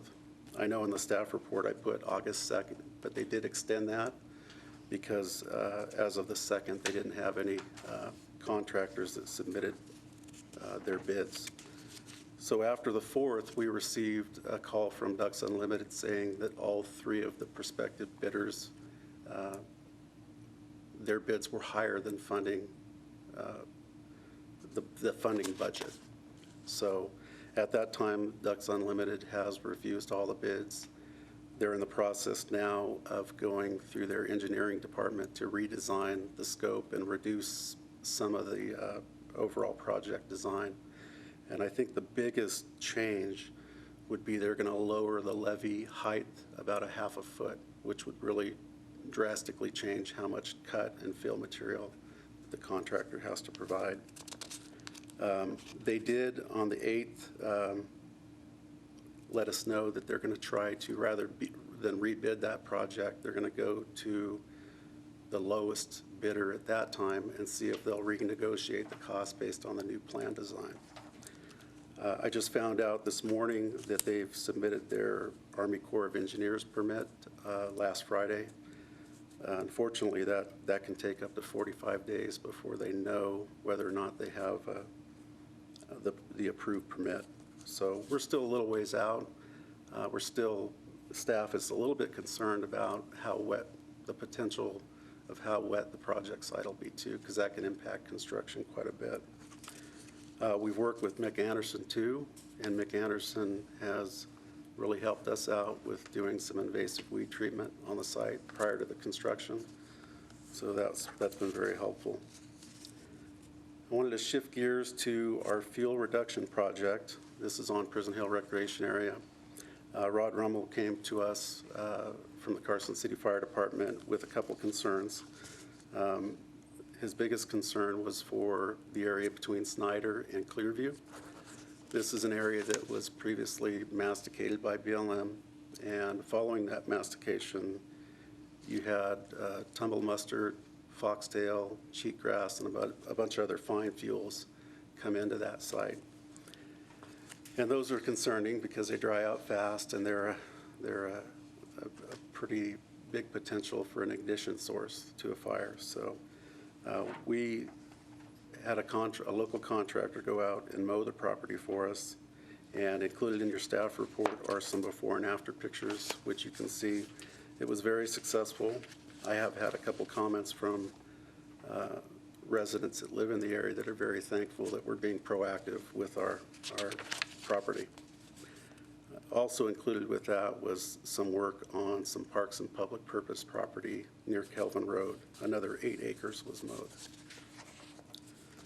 So Golden Eagle Lane, on May 19th, the Board of Supervisors accepted the Open Space Advisory Committee's recommendation to allow staff to submit the grant to question 1.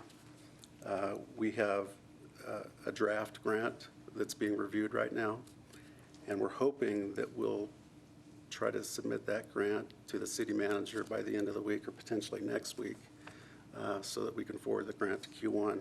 But I want to point out that this grant is for $40,000 and it's non-competitive.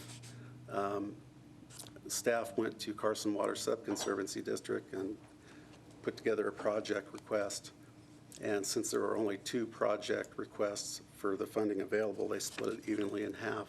So we've been told that it's non-competitive, and it's just a matter of getting the grant in and approved.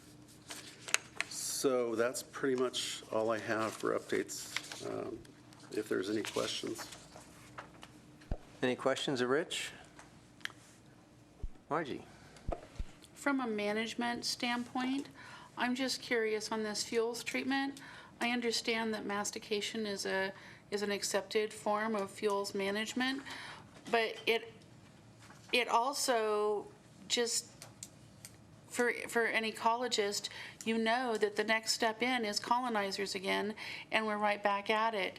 Is there any study or work been done that talks about a way to manage this sort of fuels issue long-term, rather than going in every few years and just destroying everything again? I haven't looked into any study myself, but both Ann and I have had this concern from day one. And in every location that we've noticed any mastication, that's what we see are those nuisance invader weeds that come in, specifically cheatgrass and mustard. We've been talking with Rod Rummel, and his major concern is fuels.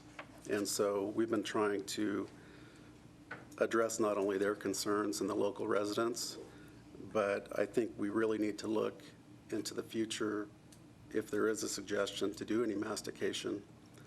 The fact that you're going to be looking at almost annual maintenance on that mastication area.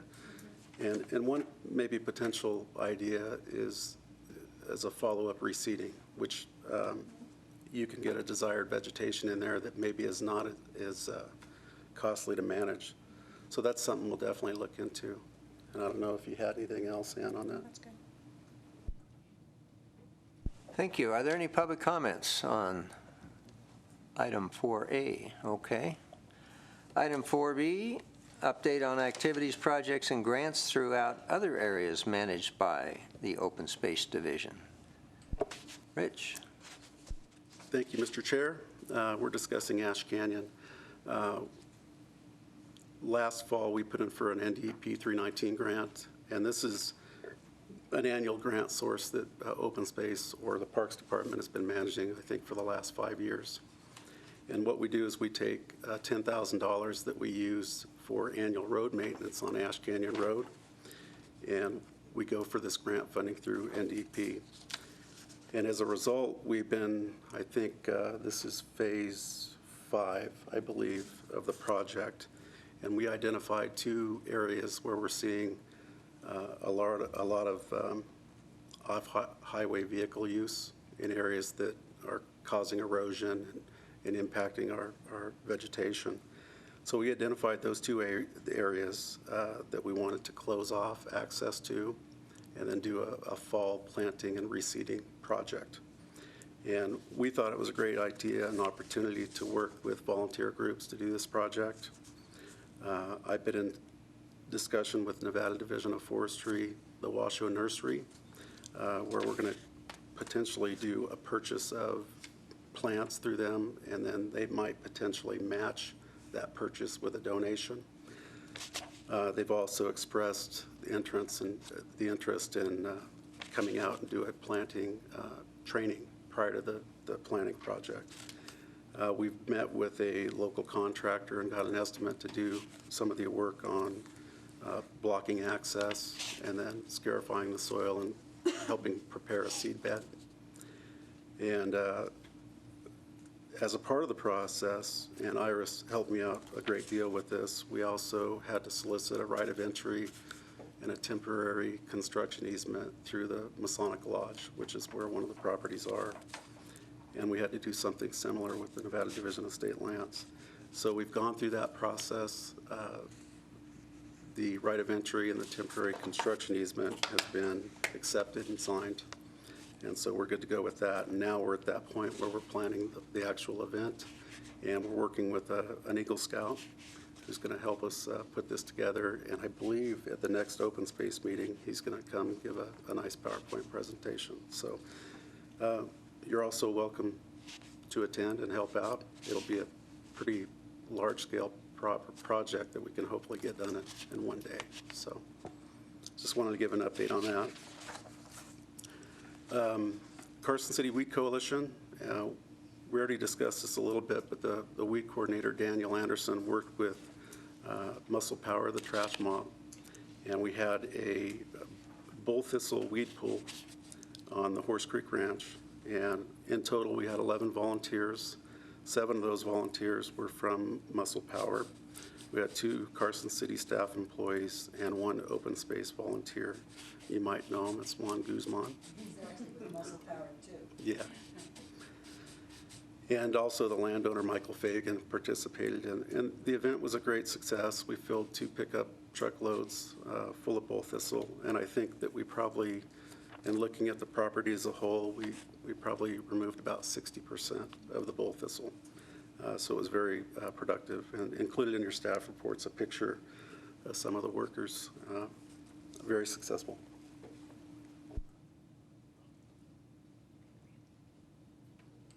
There's a volunteer that's sitting in our audience here, Randy, who was very helpful with the project. Thank you. Randy heads up the trash mob. Thank you. Nice to have you with us. Thanks for all your help. So now moving on to Prison Hill Recreation Area, the Fifth Street Trailhead.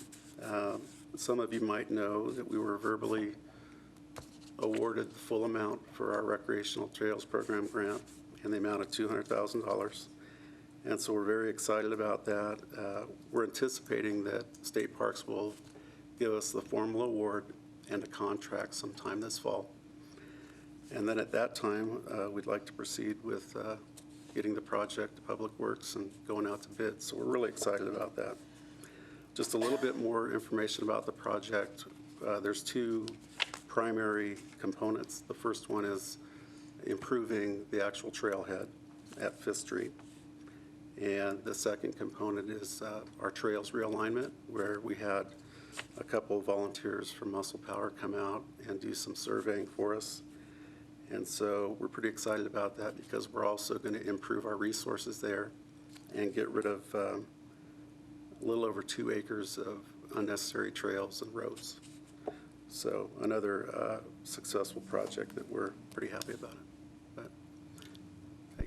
Comments from the committee? Laura? Wonderful. You guys, you just, maestros at this grant writing business.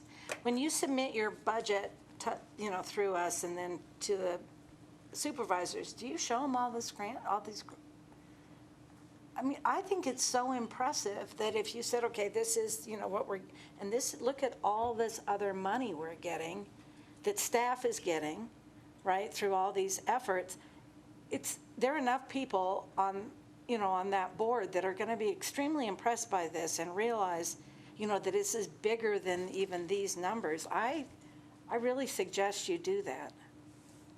When the budget goes to the board, it is included in there, but when the budget goes, it's many, many, many pages of the whole city. But it is in their But that's a good point, and maybe when we do our annual report to our Board of Supervisors, we highlight that we brought in $500,000, or in the case of Sniplama, almost $2 million to the city. That's a great suggestion. That's a good lead-in also for a volunteer coordinator who can do grants. It is a good lead-in. I've been involved with the presentation of the annual report to the board, and I would be happy to try to remember to make that point with them, because I think it's a great point. I think you should just list it and explain it, I mean, things just get lost in those budgets. It's really something to be proud of, and it shows how other entities value what you're doing and value this program. And if I could say also, along with that is, and this is another thing for the volunteer coordinator, is the volunteer hours, because those are dollar amounts. When I write Muscle Power's annual report, I put in there how many thousands of dollars in volunteer hours Muscle Power has provided. And that's impressive when you go for other grants, and because they're going to look at, if you go apply for grants and you say, okay, this is how many volunteer hours we've had in the past, they're more likely to give you that money because they know you're going to use it. Yeah, good thoughts, I think, on both sides. Thank you.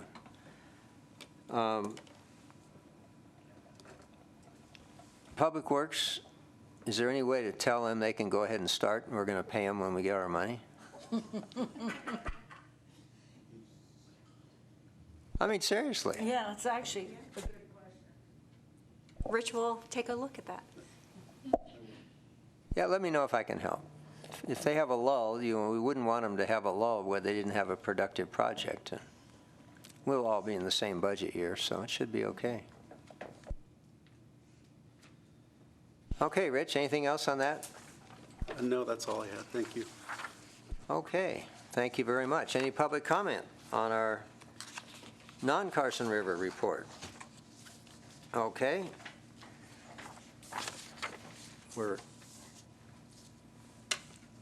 Any staff updates at this point? No further updates, Mr. Chair. Okay. Any committee updates, further comments? I would just like to say that, everybody's invited to participate in trash mobs. It's monthly, 1 hour. When's the next one, Randy? Next Saturday. Next Saturday. How do we hear about them? Is there an email or something? You like Muscle Powered on Facebook, Yeah. and you will get the post. Okay, thanks. That's all you got to do, and the word goes out, and it's an hour, and that's it. That's all you have to give. Did you guys unfriend me then?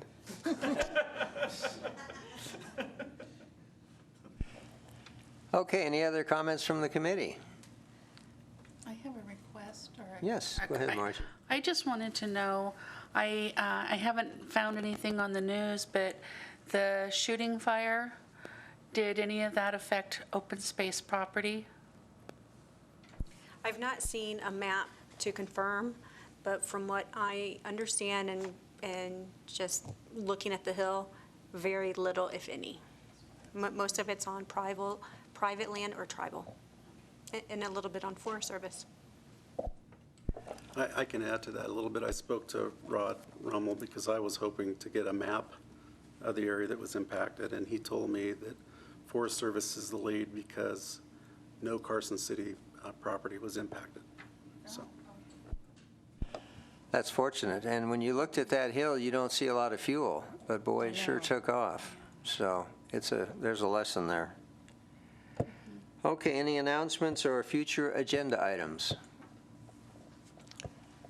All right. I would like to say thank you again to you, Toby, for your service on the committee, and we'll look forward to the long string that electronics allows us, or some of us at least, and look forward to your continuing participation as you can, and thanks for all your help in the meantime.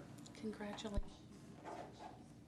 It's been a pleasure, and I'm serious, staff and space. I mean, don't ever hesitate. Okay. Steve, thank you very much for being here. Appreciate your time, and it's nice to have you at least see one of your lesser committees in action. We do our best, but we try to not get too serious, but at the same time, we take what we do seriously. So thanks for being here, and thanks for joining Carson City. Final shot at public comment.